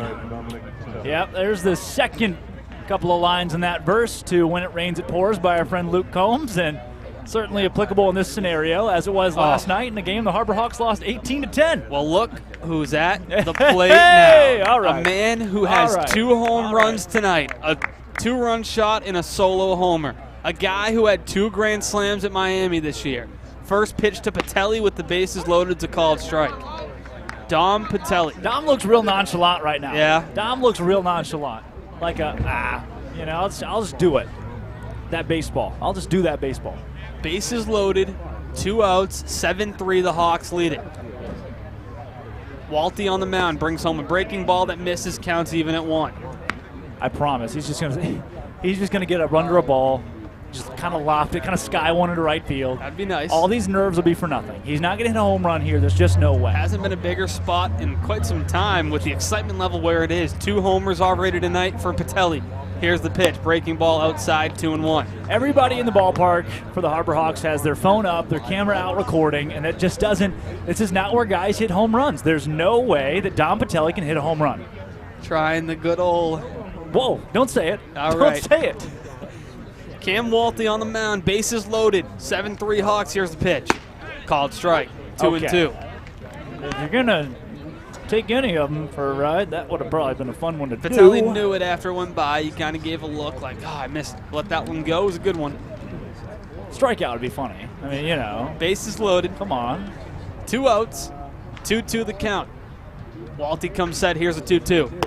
Vitelli goes down swinging, so no more magic left in the bat there. It already has 2 home runs, but the Hawks do get a couple more runs as they lead it 7-3, and we're going to head to the bottom of the 6th inning. And as we know, no lead is safe, so we'll see how the Hawks manage it the rest of the way as Hammerberg returns to the mound on the Harbor Hawks Baseball Network. If you live here, fun is your thing. If you live here, tough is your thing. Smart is your thing. Caring is your thing. If you live in Massachusetts, community is your thing. Since 1972, the Massachusetts State Lottery has provided over $25 billion to help cities and towns with the things they need most. If you live here, giving is your thing. Made from plants, and as always, it's 100% recyclable. Plant bottle, designed to make a difference. Back on the bump for the bottom of the 6th inning is Ethan Hammerberg as the Hawks return to the field, and it's been quite some time in between innings for Hammerberg. You know what happened the last time I watched Ethan Hammerberg pitch? I celebrated my Sweet 16. Yes. Really cool. Learned how to drive that day, got my license, and here he is pitching again. Well, it's been quite some time later. Yeah, that was a long, long top half of the 6th inning in which the Hawks sent the batter around. Yeah. A couple other guys got up. Patelli hit a 2-run home run a long time ago and got up again with the base loaded, but went down swinging. So Hammerberg will look to work quickly here, protect the lead, and Harbor Hawks have gotten their swagger back too. You can see the moxie has returned to the team. The coaches are starting to smile again. Everybody is there's joy back in the faces of the fans as well, and those who are in the front office. But still, 7-3. One swing of the bat could tie this thing. That it could. And first up is the 7-hitter who skies it high in the air. Knight got under it. Drifting over are a couple Harbor Hawks, and it goes foul. Lands foul. Yeah. Well, 7, 8, 9 due up for the Firebirds. Knight, Beard, Stinson. Knight at the plate 0 for 2. A pair of punch-outs to this point. Hammerberg, the 6'5" right-hander. Ethan. Yeah. That's him. Yeah. That's an imposing figure to stare down on the mound. Hammerberg, 6'5", 245. Doubles as a linebacker at The Ohio State University. Breaking ball, it's a good one, just couldn't get him to go after it, count leaving up. And that's a pitch that you might get a swing at on 2 strikes, but there with the 0-1 count, something that Knight laid off of without really thinking about it. Right. Hammerberg is one of those guys that somebody sees him on campus with an athlete backpack, you think, oh, yeah, big game Saturday, huh? Yeah. What do you mean? Oh, yeah. Yeah, hitter squad. I'm pitching. Exactly. They were playing Army in a fall classic. Here's the 1-1 tonight. I mean, you hear the pop on the mitt. You don't have to say much else. Yeah. It was a strike, and he was way behind it. What a great sound from the ballpark we have here tonight at Orleans. Very few sounds that are better. What do you like more? Crack of the bat, the wood bats, or the pop of the glove? Well, it depends how the wood bat's cracking. If it's for the Harbor Hawks at the plate, then yes. And there goes Knight for the 3rd time tonight as Hammerberg sets him down swinging. Good night, you moonlight ladies. Rockabye, sweet baby Jane. And good night, Knight. Good night, Knight, as Logan Beard comes to the plate. For his 3rd time, he was hit by a pitch, also went down swinging. It was Beard who tried to go 1st to 3rd on a bunt, but was caught by Jacob Campbell. Same game. Yeah. Same game earlier tonight where Campbell raced him down. Yeah. Jeez, man. I flipped my calendar to August already. Breaking ball, called strike, and time on the Cape does not exist. Yeah, you know who I miss? Sam Conti. What's that guy's story? No, nobody ever told us. Maybe our silent reporter, Bria Lossick, could do some digging. That one's hit on the line to Riku, plays it on the side, throws to first in time. Jeez, Riku Nishida didn't even have time to get in front of that baseball because it hit so hard. Took an awkward hop in the lack of a hop that it took. That ball, that pitch, I should say, was not very far off the ground. It stayed about a foot or two, bounced, short hop. Riku had a glove on it. Beautiful play. 2 up, 2 down. That brings up Jacob Stinson, who is 0 for 0 with 2 walks and 2 runs scored. That's a productive day. Here's the first pitch from Hammerberg. Breaking ball, called strike. Thank you very much. Hello. Ain't nothing going to break my stride. Nothing going to hold me down. Heard it. Got to Don't know keep the on name of moving. Yeah, no, you don't. Not a big pop culture guy. Here's the 0-1. And he gets him going in the dirt, 0-2. Jeez. Hope you brought your sand wedge for that one, because you're in the bunker trying to get that thing out of the dirt. By Tuesday, you could say that girl was good as gone. That was a swing at a ball that was just not even close. Here's the 0-2. The hammer sets him down in order with a pair of punch-outs. 1, 2, 3, they go. And when Thursday came around, I was all alone. When it rains, it pours. When it rains, it pours. 7th inning coming up on the Harbor Hawks Baseball Network.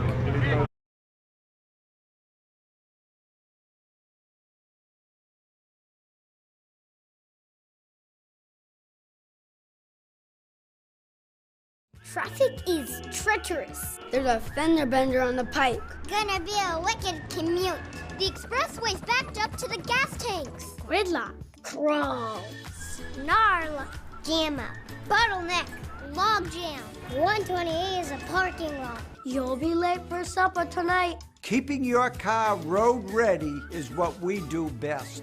At Sullivan Tire, we're always here to get you there. Hey, we get you there too. Choosing T-Mobile is like paying for this, but getting that. And so much more. More 5G bars in more places. More savings so your family saves 20% versus the other guys. And we won't raise the price of your rate plan with our price lock guarantee. Get more with T-Mobile. More 5G coverage, more savings, and even more cool stuff.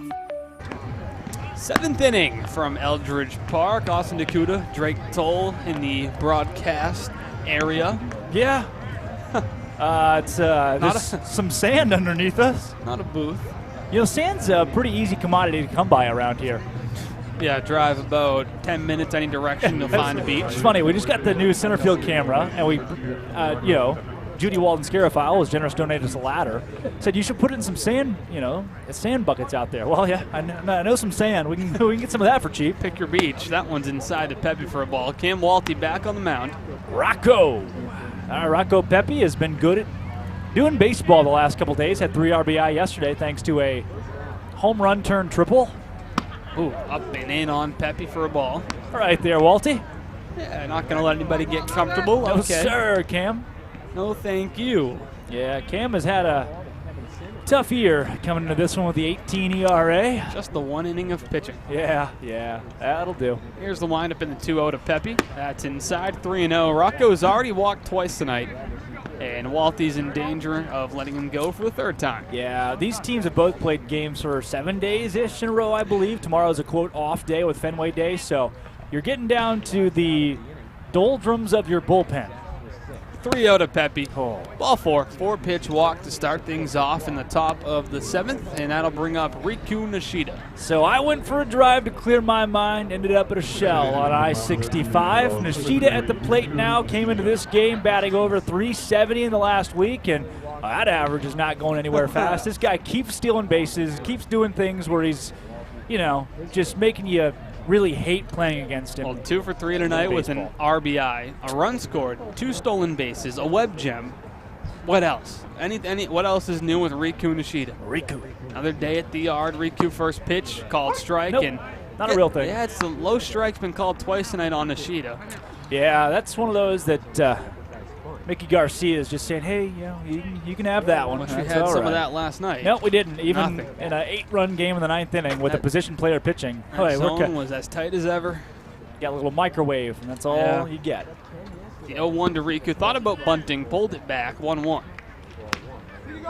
I would like to know that, point streak doesn't give you stolen bases in-game. They don't give you a lot of stuff in-game, Yeah, not too much. The updates, it is a nice feature, especially with the spray charts. But some of the in-game things aren't as speedy. Gotta love spray charts. Now, that one misses as well. 2-1 to Nishida. Rocco Pepe over on first. Nobody out here on the top of the 7th inning. Harbor Hawks lead it 7-3 here on the road in Orleans. It's going to be a long day tomorrow for the guys. About an hour and a half. Bus ride up to Boston. Oh, more than that, I would, Depending on traffic, I mean, going to be up there for a few hours, then coming back during rush hour. Riku drops a bunt. It will just trickle foul. Count's going to even up at 2-2, so. You'll be on the field tomorrow. I will be at Fenway Park. Should be fun. Everyone's going to be there. Might get to go on the field for a little bit. All the cool kids are doing it. Is that what they say? Are you going? I'll go, yeah. We're going to go afterwards to the North Church. Yep. We're going to go to that, what's the farmer's, it's not a farmer's market, it's just Quincy Market. Quincy Market. Shops, the food places. We're going to go to Harvard, I think, tomorrow. What do you guys think? Harvard, Quincy Market, Harvard, North End Church thing. Should be a wicked fun day. 1 up by land, 2 up by sea. Pick off, move to first, Pepe back in. We'll go see that park. There's the park, and it's got the building across from it with the big pillars. Tourist much? About 7 of those, huh? Go Boston Common, maybe? From Boston. Is that what it is? Oh, this Boston Common's a big park in the middle. Pick off, move again. He's back in safely. What's bigger? That the Common. Or Central Park?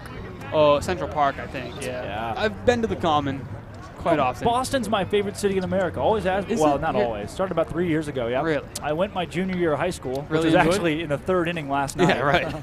2-2 to Riku. He goes after a high fastball, and the rare chase by Nishida sets him down on strikes. Oh. Yeah, Nishida's been so good lately. That's bound to happen to baseball players, but now you get Mitch Jebb coming to the plate for his 1, 2, 3, 4, fifth time tonight? 1, 2, 3, yeah. Oh, jeez. Already. Top of the 7th. These games are aging me, man. We've already got 3 finals across the league. Wouldn't you know there's a tie in there? Surprise. Here's Jebb. 1 for 4 tonight. Single, RBI, stolen base, a run. Another day at the yard for the Michigan State Star. Yeah, that guy leads the league in runs. Yep. And he came late, too. He wasn't here for the start of the year. Wasn't here for the first week or so. Yeah. What do you think Katuit's saying now? Because they let him go. Ryan Ritter, their shortstop's gone. That's in the dirt, 2-0. And that's right. Ritter's gone, right? That's it, Ryan Ritter. Yeah. Draft guy. He's gone. Yep. So they cut Mitch Jebb. And Cam Collier. Which it all made sense for Jebb to go somewhere else. He deserved to play every day. And it made sense that Ritter stayed at Katuit because Ritter was that good of a shortstop. But who gets the Mitch Jebb is top 3 in the league in batting average. Right. They just, I think Ritter's batting average like 270. They quite literally may have cut the MVP of the league. Yeah. You cut the MVP. Harbor Hawks say, thank you. Lead off. Yes. He comes out 0 for 10 in his first 10 at-bats. Hasn't looked back since. Oh, fouls that one off the crowd mic. Crowd mic. Now 2-1. So, yeah, I'm sure after 4 strikeouts and an 0 for 8 day and that first doubleheader with the big bright cleats that he's no longer wearing, never worn. Haven't seen him never since. will wear again. I'm sure the Katuit's laughing all the way home with Ryan Ritter. Where's Ryan Ritter now? And hello, Mitch Jebb, possible league MVP. They also cut Jebb because they had Cam Collier, a third baseman who's projected to go top 5 in the MLB draft. And Collier only played 9 games, and now he's home preparing for the draft. So maybe a little bit short-sighted by the Kettleers to get rid of Jebb and call it strike. But, again, it is, I guess, you tip your cap a little bit to them because they let him go. Some teams would hold on to him and make him ride the bench the first 3 weeks and then play. So at least they let Mitch go seek a better opportunity. Don't play every day. Well, what are you doing to give him credit here? Hey, Katuit, your would-be starting shortstop, possible league MVP standing at the plate for the Harbor Hawks. Fouled off again. Rocco Pepe started to go from first base, but retreated. You know what? At this point, why not? Send him. They keep throwing.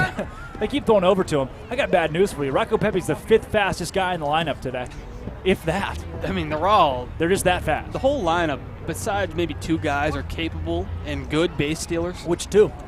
Yeah, you're not going to get that. Right. Here's the 2-2 once again to Jebb. Breaking ball hit up the middle to short.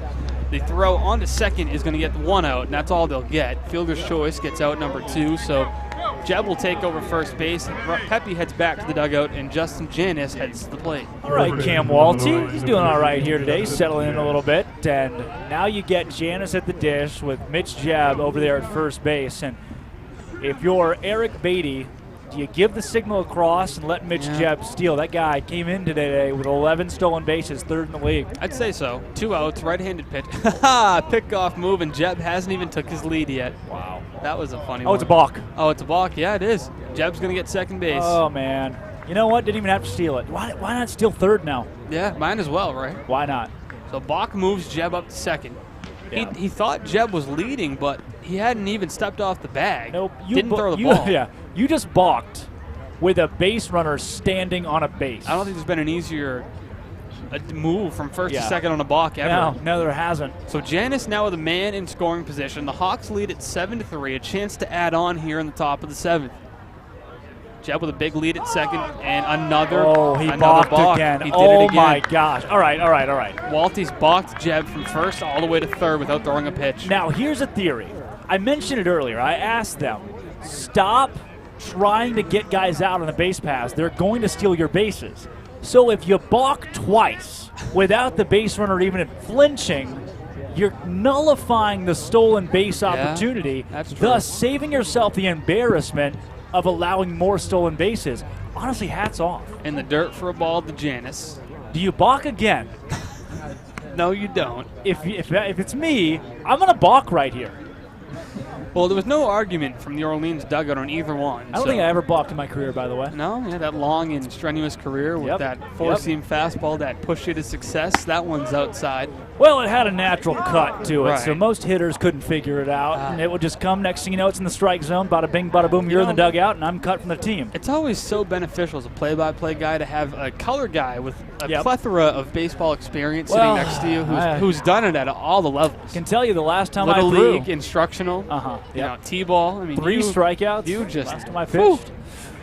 I know, and a rival matchup too. One of those guys plays for the Arkansas Razorbacks now, but neither here nor there. This game's not about me. Who is it? It's about the guy, Caden Wallace. Okay. Big T, you don't know who that is, do you? Nope. All right. Sounds like a good baseball player. The 2-0 pop foul again, and out of play. You should know. You saw him play last year, and judging by last year's Hyannis team, I think he had 3 or 4 tanks in that game too. Well, 40-game season last year. Yeah. Where you suffered 28 losses or so. 8 wins, right? Yeah. Yeah. A couple of rainouts. All right.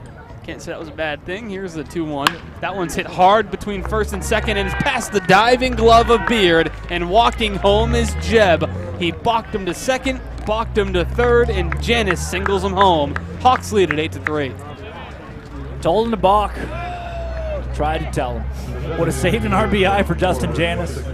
Justin Janice probably doesn't even want to get a single right there with nobody on. No reason with 2 outs. Should have balked. Well, that'll give way to Nolan Shanuel. He is 0 for 3 today with a walk. Austin, it's 8-5. You are 8-3 now. You got to feel confident with a 5-run lead. Stop it. Stop it right now. We're going to send you back to Hyannis. You're going to get in that van that's traveling. I'm going to go straight to Wendy's. Yeah. That Biggie bag's ready. I'll order it for you. Yep. Shanuel at the plate. 0-1 the count with 2 away. First tonight at Chick-fil-A night. Yeah. Not tonight. Get it? That was a joke. Called strike. Oh, you know what day it is. Do you know what day it is? It is Sunday. That it is. No Chick-fil-A for anybody. Anywhere. I think it's a wise Bermanism. You only want Chick-fil-A on Sundays. I think that's what he once said that. It's true. Here's a pitch to Shanuel, and fastball misses high, and 1-2 the count. How'd you know the count? Well, we were at a baseball field which has a scoreboard, and if I just pop up out of my seat about a foot, I can see it. So that is how. That's all you got to do here. 1-2, 2 away, a runner on, and 1 already home in the inning. Here's a pitch from Walty, and Shanuel goes chasing at a fastball at the eyes, and he goes down swinging for out number 3. So the Hawks add another 8-3 the score as we head to the bottom of the 7th on the Harbor Hawks Baseball Network. When Alaska Airlines needed a partner for the complex operations of travel, they made the switch to T-Mobile. Our 5G has Alaska Airlines and their customers covered, from major hubs to remote destinations, with 5G coverage ready now for the demands of today and the future. T-Mobile's network powers Alaska Airlines as they deliver next-level care for all customers. 5G ready now. That's how unconventional thinking is better for business.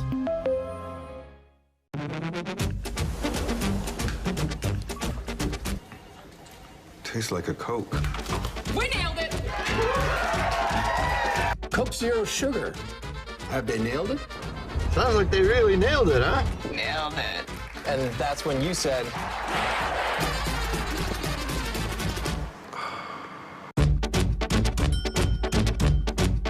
So it really tastes like a Coke. Yeah, that's the point.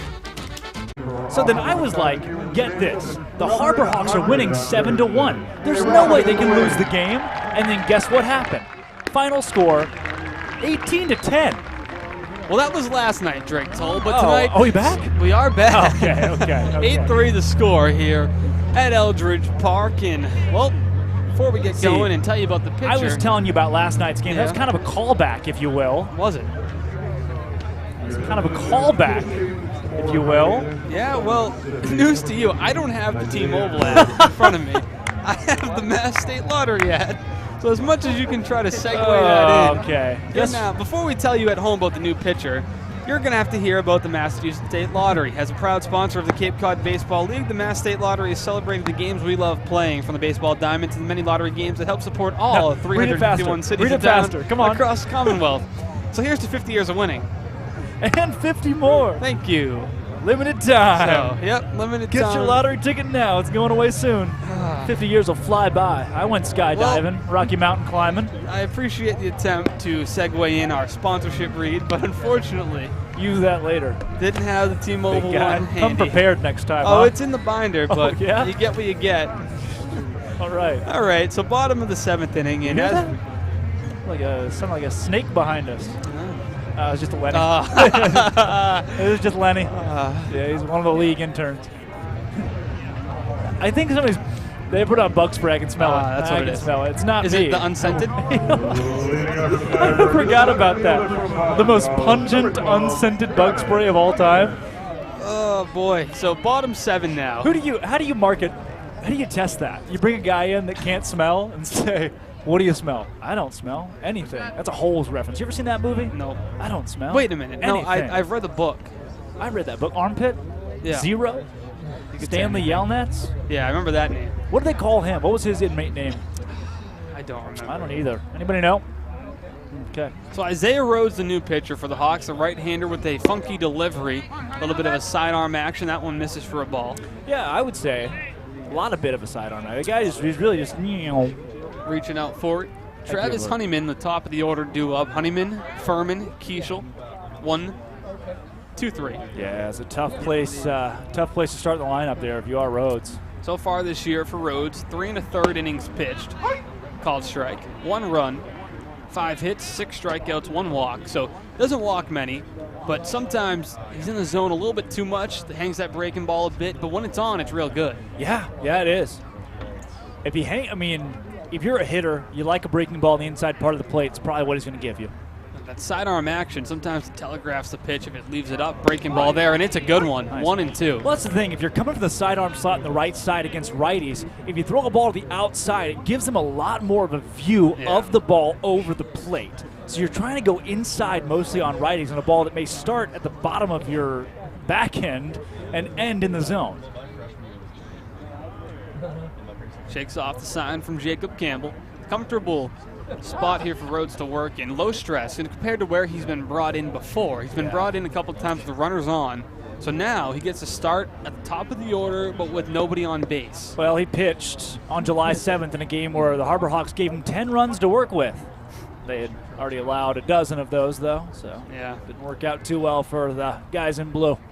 Here comes a pitch from Rhodes on 1 and 2. That one's hit a ton to left field.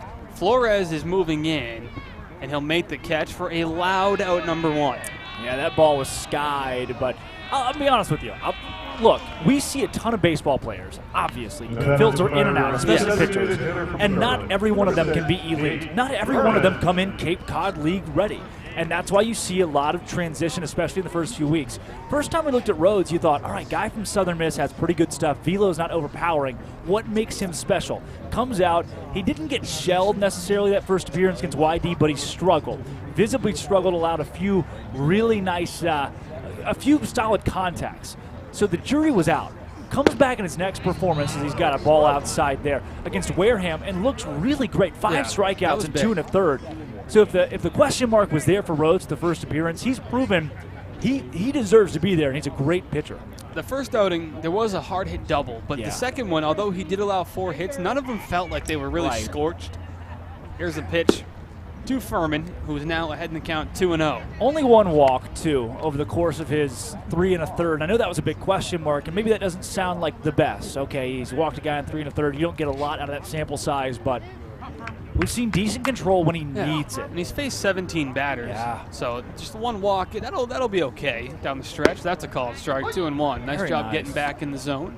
And again, when you're facing lefties, as a sidearm pitcher, coming from the right side, you want to attack the outside of the zone. If you're coming inside on a lefty, you leave that ball out on the plate for a long time for a guy to see. That's what Rhodes is doing here. Now, we mentioned he went 2 1/3 in his last outing. That one's just outside. Is it that much of a stretch, Drake, to think he could just go the next 3? Yeah. Yeah, I think so. Because in that situation, in that game, you were down, I think, 10-5, 12-5 when he came in.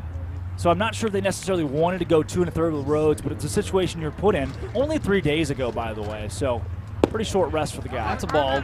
But you are coming off, as that one's a walk now, to Furman, a quick walk. That bat went by pretty quickly. But you are coming off a night where you did use 5 different pitchers. And tomorrow, bullpen day.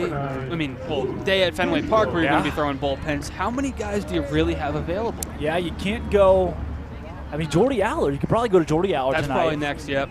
I think Emis is likely not hot. Zach Volker might be in the fold for you tonight.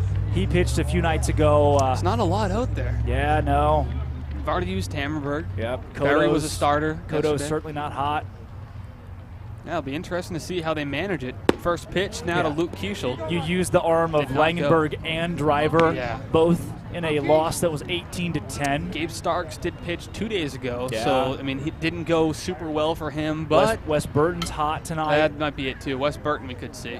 That might be how they do it. 2 innings for Rhodes, 1 for Burton. Maybe so. I don't know. Do you shut the door with Burton though? Maybe He's you done shut it the door a couple times. Yeah, he has. That's true. Call it strike. They seem to like to throw Wes in games where there's not a safe situation, but 4 or 5 runs, and he does do a nice job of finishing off in later innings. Well, he's a guy that didn't pitch hardly any in the spring, so that's what you don't want to throw that guy into a ball game where it's bases loaded and a 1-run lead late. So they definitely are trying to ease him back in with, I don't want to say comfortable leads, but a lead nonetheless. Later in ball games where he can work a little more freely, build that confidence back up. Not a product of his ability necessarily, but just of how little he played in the spring. And hello. I don't know if I've seen one of those this year. I have not. That's an interesting warm-up tool. We're talking about the on-deck circle with bat Kevin in the Sim. right hand. Sim, whatever he's doing, it's working. So yeah, whatever that is, helps you lead the league in home runs. Yeah, Sim's over there with the pickaxe, just hammering away at that gravel. You could hear it. All right, if that gets you warm. What is going on with Kevin Sim? Shifting around in the on-deck circle, but man at the plate's behind 1-2. Shake what you've been given, my friend. Okay. That's what he's doing. Yeah, really loose pants, by the way. What's going on here, Kevin? You're stealing the show from us. Hey there, guy. Yeah, Harbor Hawk fans driving through Orleans tonight. It's 9-12, by the way. It is. Make a wish. Not a long game. Yeah. 1-2 now from Isaiah Rhodes. He comes set. Man off first is the 2-hole hitter Furman. He'll step off.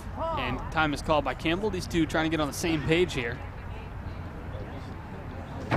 Fans are starting to file out from Eldridge Park. Look, I will take your 50-50 ticket. I will take it.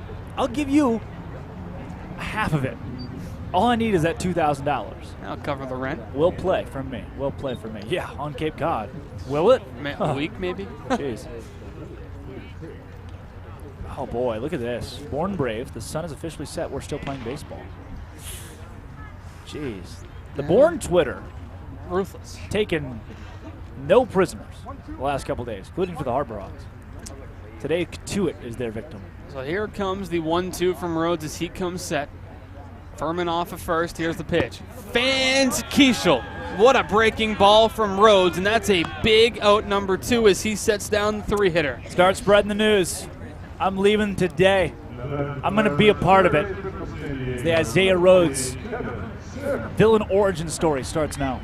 What a big pitch, and now he'll have to deal with Kevin Sim, the cleanup hitter, who's 0 for 2 today with a walk, but he is tied for the league lead in Cape Cod home runs. And again, you hear the noise of the pickaxe, the on-deck machine tool thing. Go from Sim, now Humphrey over there in the circle, making a racket. So 2 outs now. Man off first, Sim after the first pitch, and he deposits it into left field for a base hit. Holding up at second is Furman, so runners on first and second with 2 outs. That was it. Rhodes missed with the off-speed pitch inside on the righty, and that's what we've already mentioned is going to be, that's the kryptonite for him. If that's where opposing hitters are going to be able to catch him.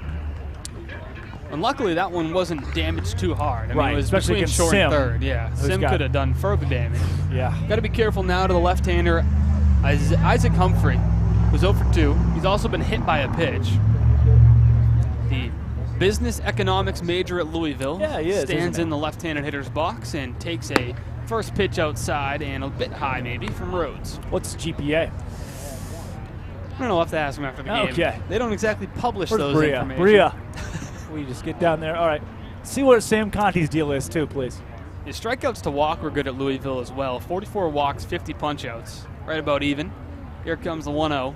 That one's hit hard to second base. Nishida slides, it bobbles it, and everyone's going to be safe. It took an odd bounce on Riku. Really not much he could do there besides knock it down. The bases are loaded for Orleans. Likely an infield hit.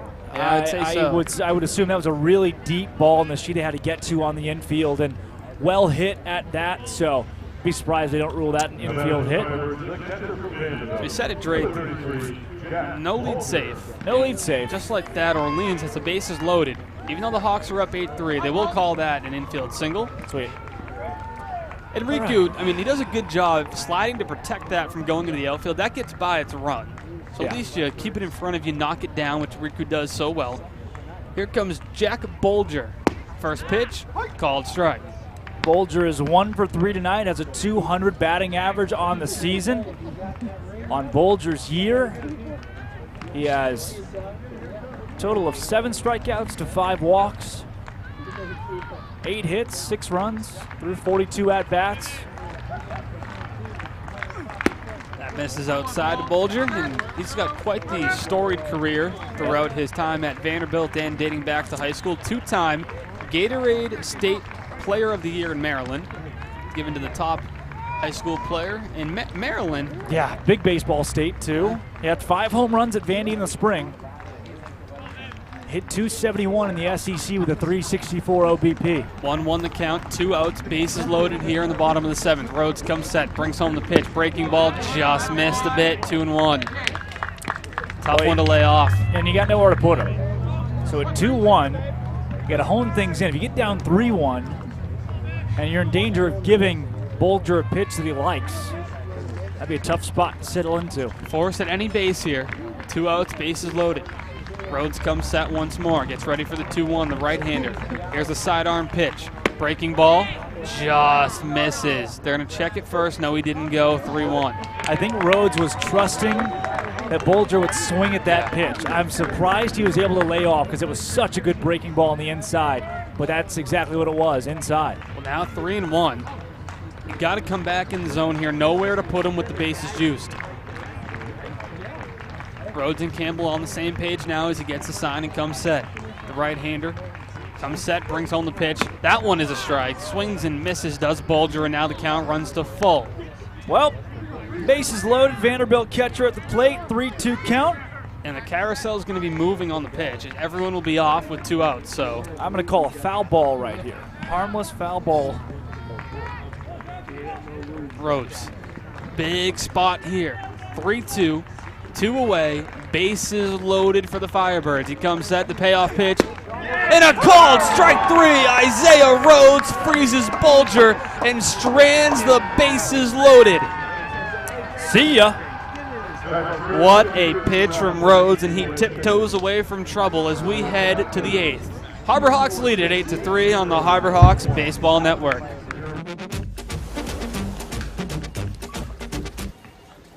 Tastes like a Coke. We nailed it! Coke Zero Sugar. Have they nailed it? Sounds like they really nailed it, huh? Nailed it. And that's when you said...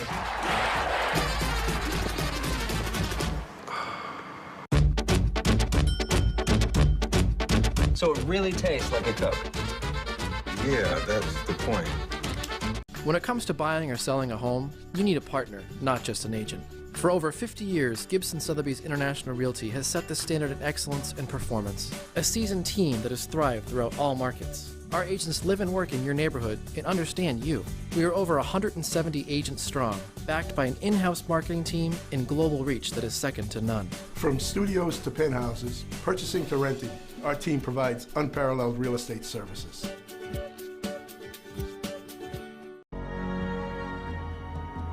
If you live here, fun is your thing. If you live here, tough is your thing. Smart is your thing. Caring is your thing. If you live in Massachusetts, community is your thing. Since 1972, the Massachusetts State Lottery has provided over $25 billion to help cities and towns with the things they need most. If you live here, giving is your thing. Top of the 8th inning from Eldridge Park, just about ready to get underway. Austin Nakuda and Drake Toll welcoming you. So then I said, it's not Zero, because that was a different character in the show. Stanley Yelnats had a nickname, but I don't remember what that nickname was. Listen. If somebody out there can comment without looking it up, no Googling, on the Honeydew Coffee live fan feedback, I'll give you a shout-out. Very nice of you. To our 23 listeners. Maybe somebody will do you a favor. New pitcher on the mound for the Firebirds for the 8th inning, Ryan Reeses, left-hander, 6'3", from California, San Diego, University of. Yep. California, San Diego. You know, Stanley Yelnats came to Camp Green Lake, replacing a guy named, not Armpit. You remember Armpit. So I am just locked in. Because Yelnats is Stanley backwards. That's what I remember. Yeah, you know that book. Yeah. You've read it. So Reeses comes in. We'll have to contend with kind of the meat of the order. Mcconnell, Campbell, Flores, 4, 5, 6. Hawks lead at 8-3. They've pieced together a couple of rallies. Caveman. Was Caveman wasn't. No. Caveman. He replaced Caveman at Camp Green Lake. Okay, we have a chat. Okay, breaking Wii U. Thank you again for the sound effects tonight, by the way. We have Kelly Try, Caveman. I don't think it was Caveman. It is Caveman. Stanley Yelnats was Caveman. I thought he replaced Caveman. No, he was. Wow. Thank you very much. Kelly Try, thank you very much. Or Kel Try, thank you very much. You hear the thank you, Kel. Resounding applause from the Harbor Hawk faithful, too. Everybody around us was trying to figure it out. We had about 15 people. That's not an exaggeration. No Googling. Off memory. Well, Ella Googled it, but then she didn't say anything. All right, so new pitcher is the lefty. Reeses comes in with 5 innings on the year. Yeah, I'm glad we can move on from that one. We have closure. Allowed 2 runs, 1 strikeout, so not really a punch-out pitcher. 4 walks, 4 hits. Whip's a little bit high, ERA is a bit high. Hawks looking to do damage. That's good news? That's good news if you're a Hawk fan. First pitch is a ball. Oh, I got good news for you. I am that. Oh, are you? Yeah. Harbor Hawk, Drake, C-Toll. Not me, no. No, that's another guy? Yeah, different guy. I wish. Cannon? Is that the C? That is the C. How'd you know that? Your YouTube chat. Oh, was that? No, that's not me. That's a ball to Cole Mcconnell. 2-0 the count to the LA Tech center fielder, and he's a guy who has not only flashed the leather but done a solid job at the plate all year for the Hawks. Yeah. Even though he's over 4 tonight, that doesn't really tell you the full story of how well he's played this year. 2-0 from the southpaw. That's going to hit Mcconnell. That one's going to sting a bit. Hit him right on the thigh. Yeah, I got him right on the right thigh of the lefty, so he'll trot down to first base, trying to jog that one off a little bit. You're going to see that one in the morning. He did not elect to pull the pants down and show the umpire where that hit him. Yeah, some guys just for proof. Justin Janice, discussion. If you weren't listening to the game, Justin Janice earlier this year got hit in the shoulder and proceeded to pull his sleeve up and show the umpires where it hit him to get the free pass to first base. Yeah, because originally they said free pass, yep, it hit you. Then it was argued, and they sent him back to the plate, in which he showed them the stitches. They said, our bad, back to first you go. That doesn't happen here. Mcconnell, leadoff man's aboard after the hit by a pitch, which brings up the catcher, Jacob Campbell. He has been hit by a pitch tonight as well, and he has an RBI single. Checks his swing on the first pitch, and he will say he went around. Ooh. Yeah, close one there. Yeah. 0-1, nobody out here in the top of the 8th inning. If you're just tuning in, we got a good one for you, 8-3 Hawks. Do you hit a home run here? Yeah, do whatever you can to add on to this lead.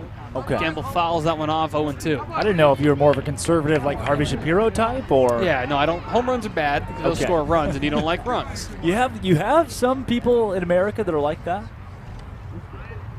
Yeah, some people. Some things are too flashy, you know?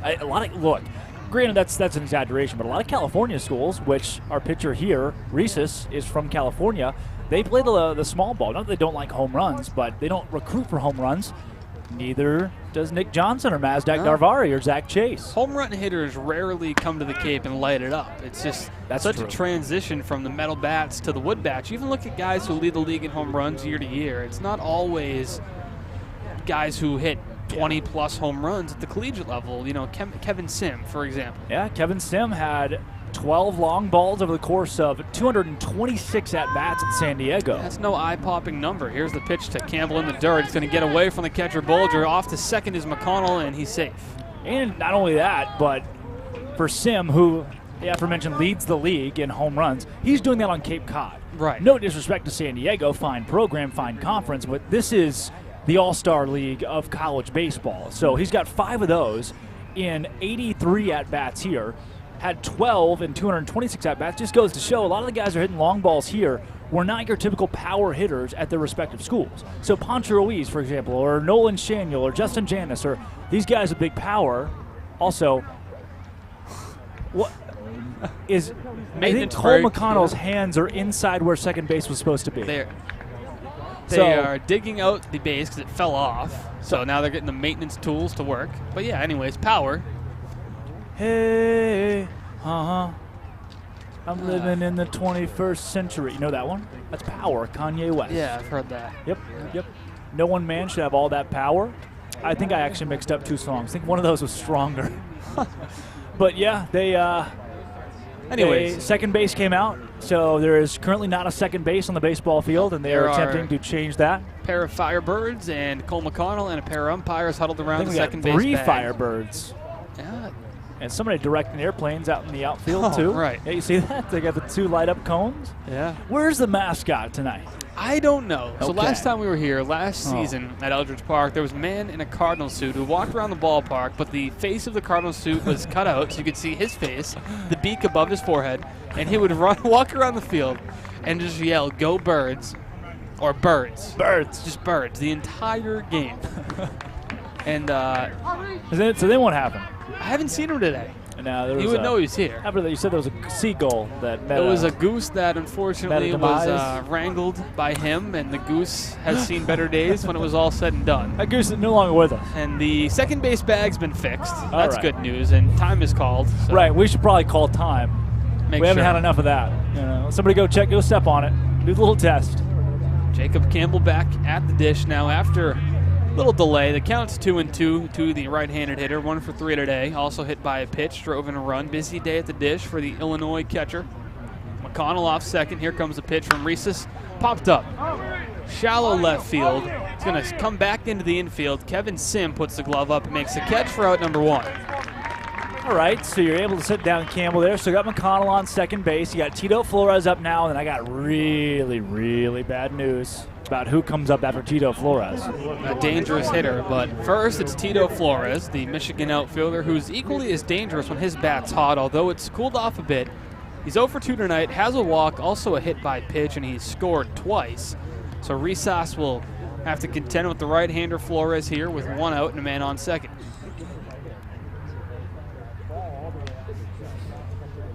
Tito. He got a bunch. He got about.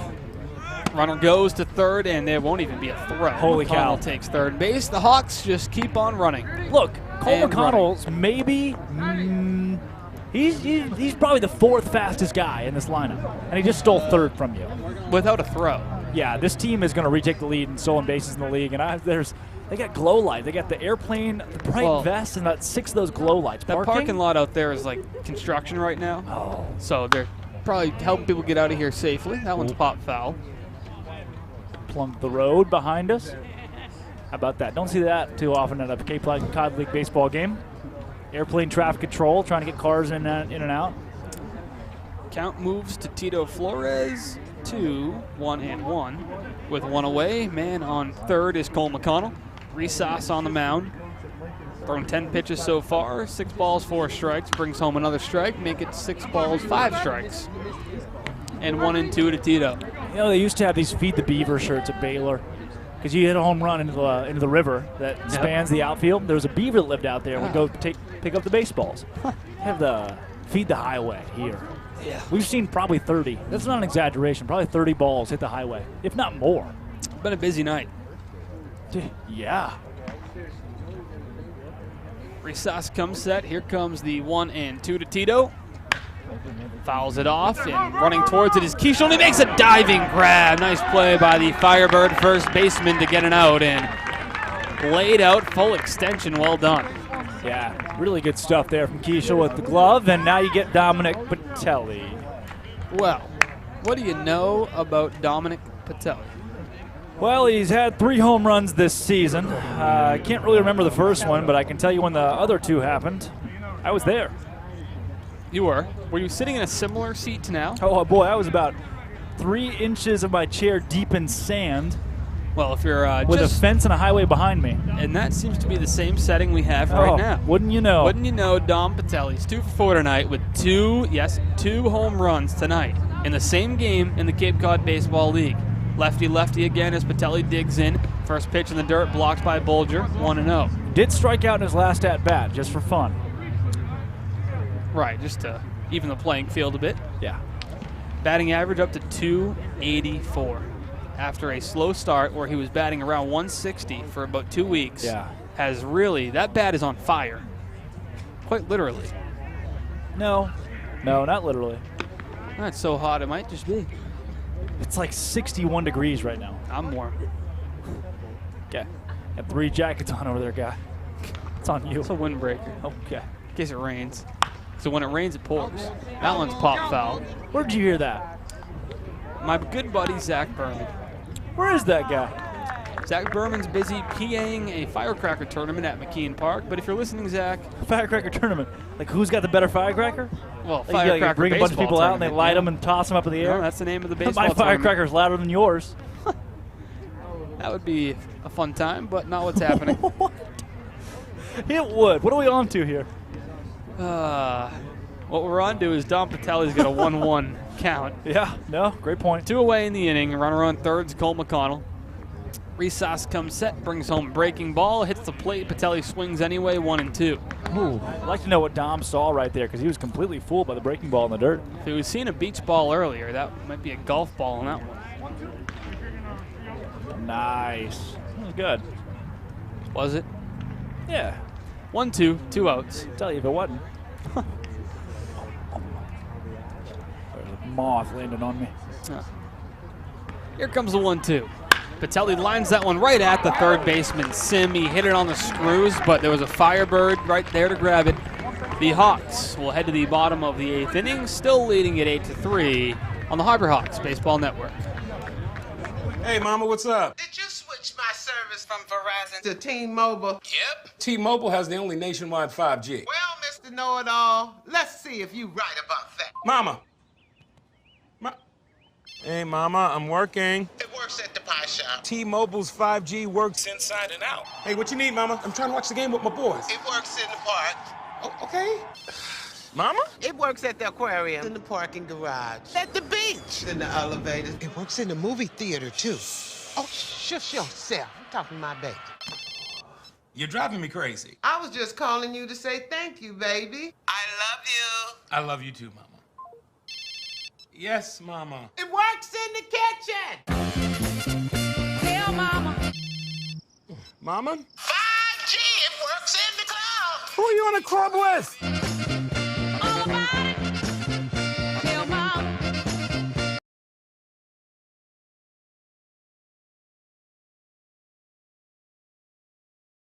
Well, we bring you back to the World Classic Firecracker Tournament. The place, Cape Cod, the ballpark, Eldridge Park, and here they come, all 32 competitors taking their firecrackers to the mound.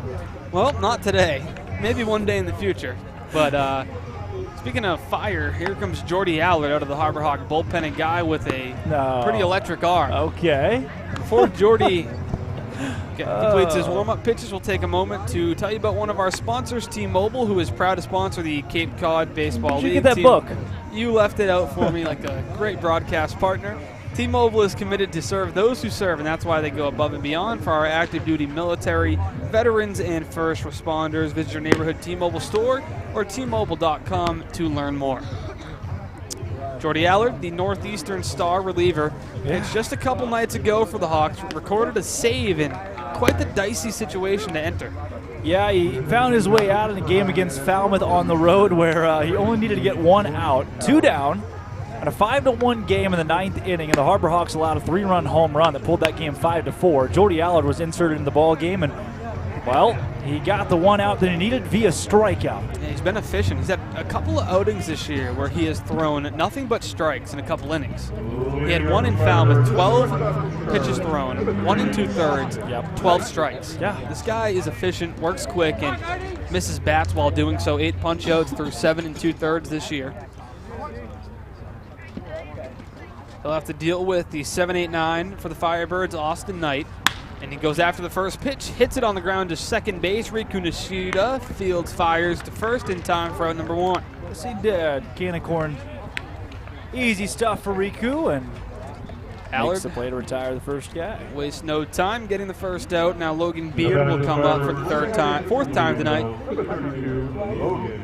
Beard is 0 for 2 and has been hit by a pitch. All right.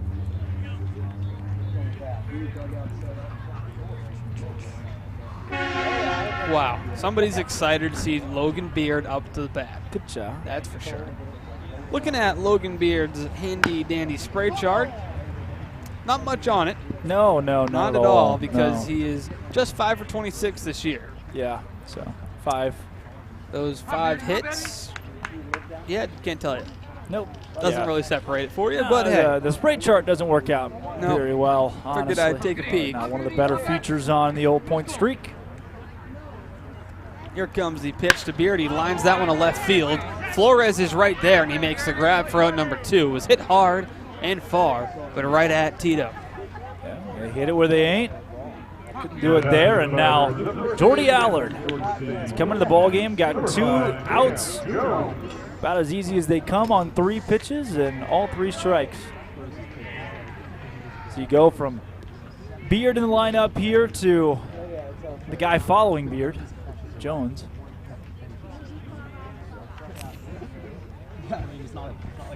First pitch is hit hard and far to center field, but it's 434 out there, so it will stay in the yard. Yeah. Needed about another 200 feet.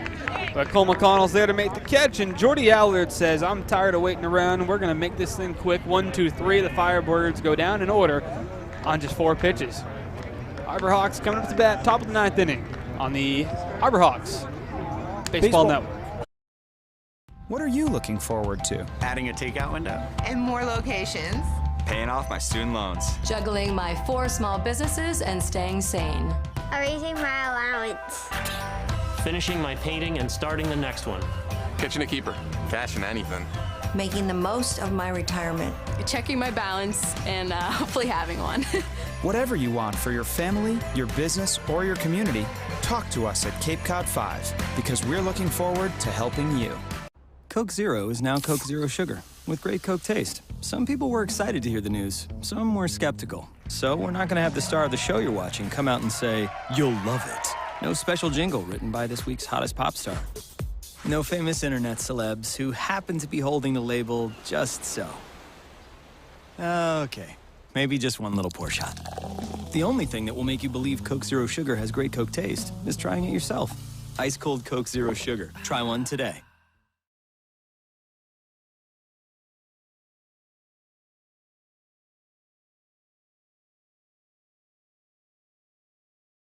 It's the ice caps of the Arctic. We're here from Anchorage, Alaska, for the Great American Dog Race. Drake Toll alongside Austin Dakuda. And Grow up. It's not that cold. The temperatures are frigid. Well, you look like a grandmother at a youth soccer game on a Sunday in October. What's wrong with that? My grandmother went every single weekend. The only thing wrong with that is that it's July, and it's not that cold. Grandma Tony, if you're listening, don't let them get to you. You keep doing it every Sunday night. Oh, nothing wrong with it. Just not in July, where it's about 80 degrees. It's not right now. To you. You know, it was. Because you're a Taurus. I showed her the ballpark. You say Taurus? I'm a Capricorn. Nice try. When's your birthday? I'm a Capricorn, too. Are you? No, you're not. January 9th. Is that where we both came to the ballpark with the same emotion today? Yeah, it might have been. Our stars were aligned. Yeah, they were. You didn't see that. Did you see what our fortune is today? On CoStar? Yeah. No, I didn't read it. Something spooky's gonna happen. Well, hopefully it's not a ninth inning like last night. Right, unless it's the Harbor Hawks. Honestly, if Hyannis comes out and puts up an 11 spot in the top of the ninth, I'm leaving after like 5 runs. I've had enough baseball in the last 24 hours for all of us combined. Well, another new pitcher for the Firebirds who has not had I guess arms are all disposable. They can use however many arms they want to today. Chris Clark, the right-hander from Harvard. CC. Ivy League guy. We've seen him before. It was a long time ago. June 13th. What do you mean, the first inning of today? Well, yeah, nearly. Second game of the year was the 3-0 win. Wait a for the second. Hawks. These guys played the second game of the year, McKeon. Yeah, 3-0, the Hawks won. It's been a while, man. Clark went an inning, gave up a run on 2 hits and a strikeout. He's got a 4.32 ERA this season. An 8 1/3, 12 strikeouts, 3 walks, 7 hits. He's their closer on most nights, his 3 saves. Tonight he's looking to get some work in. He did pitch on the 8th just 2 days ago. They'll get Rocco Pepe. Got to deal with that guy starting up. You know, Rocco Pepe has a home run this season. Yeah, also has 3 walks tonight. He had 3 RBI last night. This guy's OBP is through the roof right now. Pepe's really picking it up as of late, looking to get to Clark early. Here's the first pitch at the top of the 9th inning. Misses for a ball.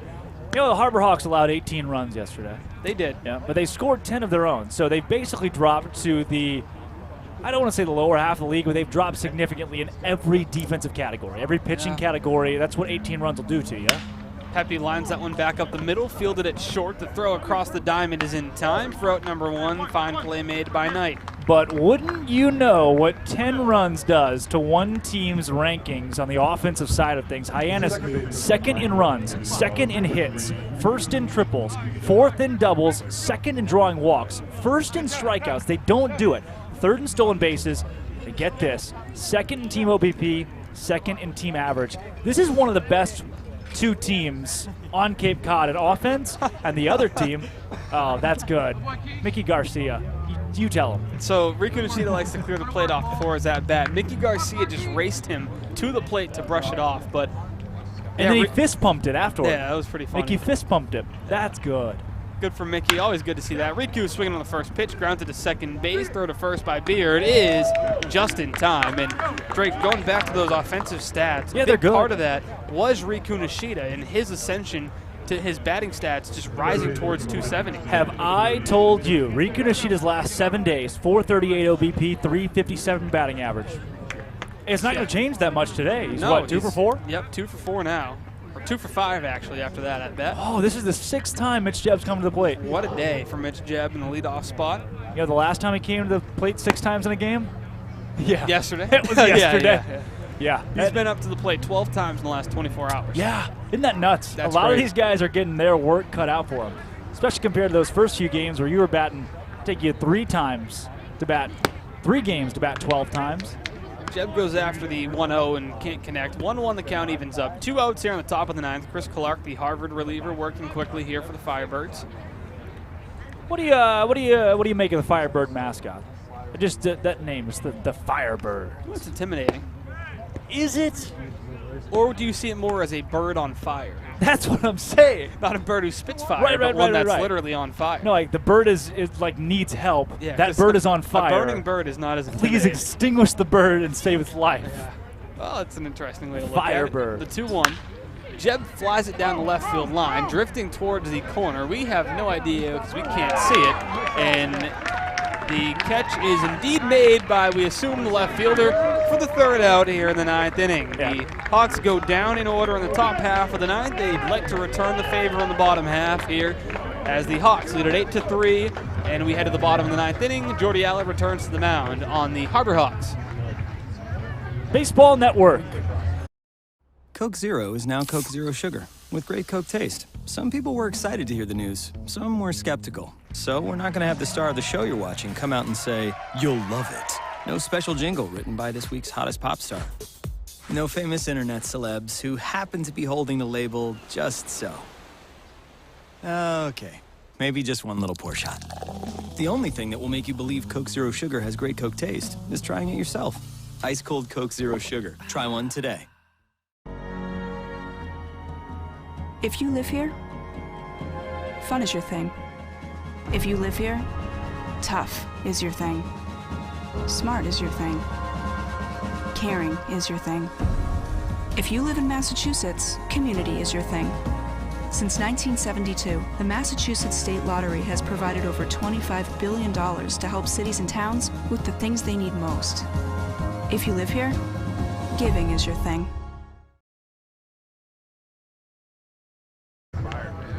Well, some may say the Hawks only need a certain number of outs to win the game, but if we said that... No, not some. Not this some.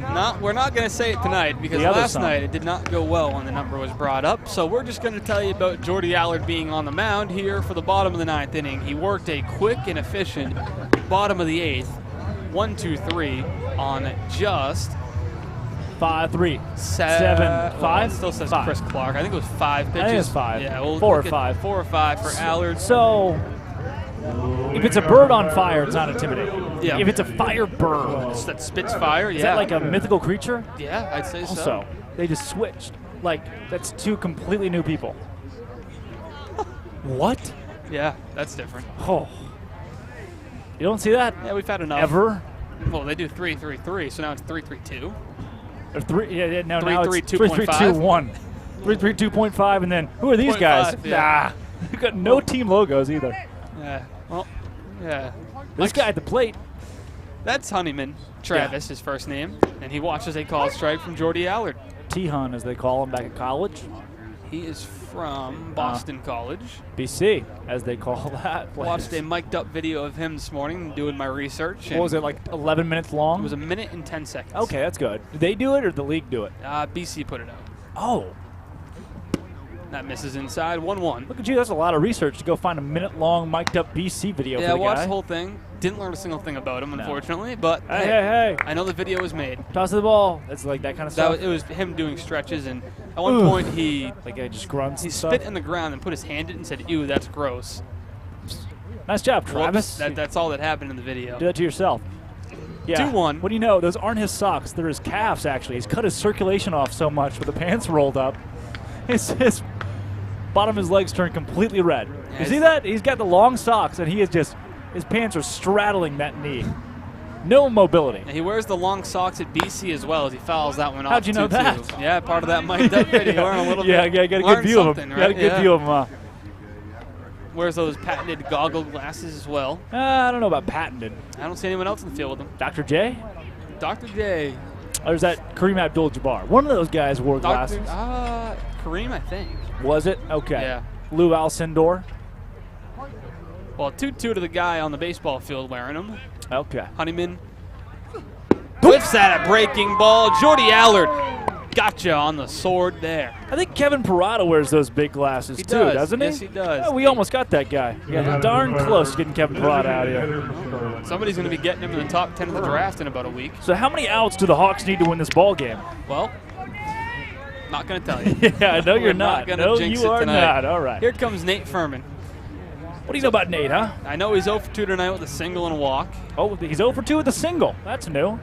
They started doing those different in baseball. Oh, huh? you got me. I 1 did. for 2 with a single and All walk. right, all right. No runs, though, huh? Yeah, no runs. That's the category.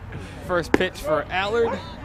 Called strike to Furman. Jordy Allard works quickly, works in the zone, and works right past Furman with the strike. Look, I want to know what Jordy Allard does on a day. Like, what's his daily routine? I want to adopt quick. that. Everything he does is just quick. Success. This guy said, swing and a miss. This guy said, 2 minutes to brush my teeth? Ha! I'll do it in 1. Yeah, he gets the ball right back to the mound. Yeah. First sign you put down, sure thing. From the stretch, too. Yeah. Oh, you see a lot of relievers do that, but he's just... No nonsense. Yeah, no. Bada bing, bada boom. I mean, he's just waiting for Furman to stand in so we can come Yeah, set. like, dude, the pitch clock's not even at play here. It's a batter's clock now. Get in the box. Here comes the 0-2. Fouled off, out of play. One more souvenir for the Woods. Garcia's got some good zip on his fastball back to the plate, the home plate umpire. You think baseballs are biodegradable? I hope so, You know, they're because cow there's about skin. 1,000 over there in that Woods from this week. Right, it's an environment. It like hurts the environment if you tear trees down, but Baseballs? a bunch of Yeah. baseballs. The 0-2 once again fouled off, stays alive. Nice job by Furman to spoil the good breaking ball. Well, that's cowhide, you know? You got to think, like, that's cowhide. You know that? Yeah. Really? I didn't know that until like 3 weeks ago. That's when I learned it. That's when you learned it? Really? You That's when I brought it learned up, it, yeah. What do you say we go strikeout pitch and hopefully go home soon? Allard gets the signs from Campbell. The right-hander from Northeastern comes set. Here comes the pitch. That one's hit back up the middle. Allard gloves it. What reflexes by the pitcher. He throws to first and in time. 2 up, 2 down to the 9th. Jordy, come on with it right there. Stretches across his body, goes above the head, snatches the baseball, toss to first. Humbeb. The Hawks are how many outs away? Well, here, I'll tell you this. There's 2 outs here in the bottom of the 9th Okay. inning, and the Hawks are up 8-3 with nobody on base. And now Luke Kiesel coming up to the plate. Yeah, not the best spot to be in with Kiesel up if you're trying to close the ball game out, but a good spot with nobody on for him. Jordy Allard retired all 5 batters he's faced, and he's done so relatively easily. 12 strikes and 2 balls. First pitch to Kiesel, fouls off. 0-1. Jordy Allard, man, is efficient. Yeah. Doesn't mess around. We got to talk to him tomorrow. I'm interested to see that routine. We probably, Fenway Day. You'll be on the field. You can talk to him. I'll try. Probably not a good day to talk to him. No, probably They're not. locked in, so. Harbor Hawks have 11 strikeouts tonight, by the way. The 0-1 tried to get the corner. Mickey Garcia says no. Mickey's having a good time. Mickey's having a good day. He's done a really good job back there He tonight, though. has. Very He consistent zone. Very friendly with the players. Explains any decisions. Really nice job by the home plate umpire. You know he can hear you. Is that what you're saying, though? I have no career in umpiring, so it doesn't matter if he hears it or not. Fouled off, 1-2. You know who does? Our director of broadcast, Harrison Myers, actually certified umpire. Certified umpire. Yep. So you got 2 strikes here, 1-2 count. Where does he go here, Drake? Well, if I'm him, I think about it for a little bit. I wore it over. Jacob Campbell calls the ball pitch. I say no. I'm throwing the strike pitch. The strike pitch, 1-2. 2 outs here in the bottom of the 9th. Hawks, 1 strike away. Here comes a pitch from Allard. Just a bit high, 2-2. Oh, Campbell won that battle. Yeah. Allard took the call, did what he was supposed to do. That's just the 4th ball he's thrown in 18 pitches. Not bad at all. The Hawks 1 out away from a big bounce back. Here at Eldridge Park, the 2-2, and that one's hit well by Kiesel. High and deep to left field. Flores is back near the warning track. He puts the glove up, and it is gone. Kiesel, not ready to go home yet, hits a solo home run to left field, and the Firebirds, with 2 outs here in the bottom of the 9th, have to run across. Okay. Not exactly. Well, you did say with Kiesel coming up, not the ideal way to end the game. Yeah, no, it's not. See, look, sometimes you got to call it. Coming into this ball game, Jordy Allard was 2-0, a save to his ledger, 8 strikeouts and 7 2/3, 1 hit, no earned runs. So his second hit allows his first earned run of the season. So his ERA at the end of the day will be 1, shy of 1, if he's able to get an out here. So Kevin Sim looking to extend the inning for the Firebirds. Hawks still have the 8-4 lead now after the solo shot. Kiesel's 4th home run, by the way. That guy keeps doing that. Between Kiesel and Honeyman, they have quite the 1 and 3 hitters. And Sim has 5, Honeyman is 4, Kiesel now with 4. So that's quite the power surge. How about this, though? The team in total, when it comes to home runs, they have 17. 3rd in the league, pretty solid. But you think about most of that 17, large portion are made up by those 3 guys. My math adds up. That's 13 of 18 now. That one's fouled off. Hey, nice play. Nice play. Grab that. That's for us. That's for us. Come on, guys. Grab that ball. Yeah, look at them. They're all bending down as if it comes through the net. There's a net there. There's a net there. That's clipped to the fence. They ain't going to roll through, fellas. Can't roll through the net. Good job, you guys. Very nicely done. Here's a 2-1 to Sim. And there's a called strike. 2-2. Jordy Allen's battled back nicely here and looking to settle in and end this thing. Dom Patelli with 2 home runs today at Eldridge Park. The Hawks battled back after giving up a lead. Jordy Allen looking to lock the door closed and send the Firebirds packing. Dom Patelli has more home runs today than their entire team combined. Allard comes set. Here's the 2-2. Just missed inside. Count runs to full. All right. Why not? A little more theatrics there. The guy doesn't mess around much. A little bit of theatrics here. 3-2. 2 down, bottom of the 9th inning. Allard comes set. Here's the pitch. Breaking ball. Did he go? Yes, he did, and the ball game is over. Jordy Allard shuts the door. 2 innings of work for him, and the Hawks pick up the win 8-4 at Eldridge Park. That's big. How did your team respond from losing 18-10, where you give up an 11 spot in the 9th inning last night after a 9-7 lead going into the final inning? Tonight, you bounce back with an 8-4 win. You double up the other guys. You come out, your pitching is great, your bats are elite. Dom Patelli hits 2 home runs. The energy was there from start to finish, and every guy on this team has a smile on their face right now. Coach Eric Beatty's been brought back to life. That is how you respond. That is how you show that this team has something sustainable going forward. The Hawks with a massive win over the Firebirds, 8-4, as they remain in 2nd place in the West Division.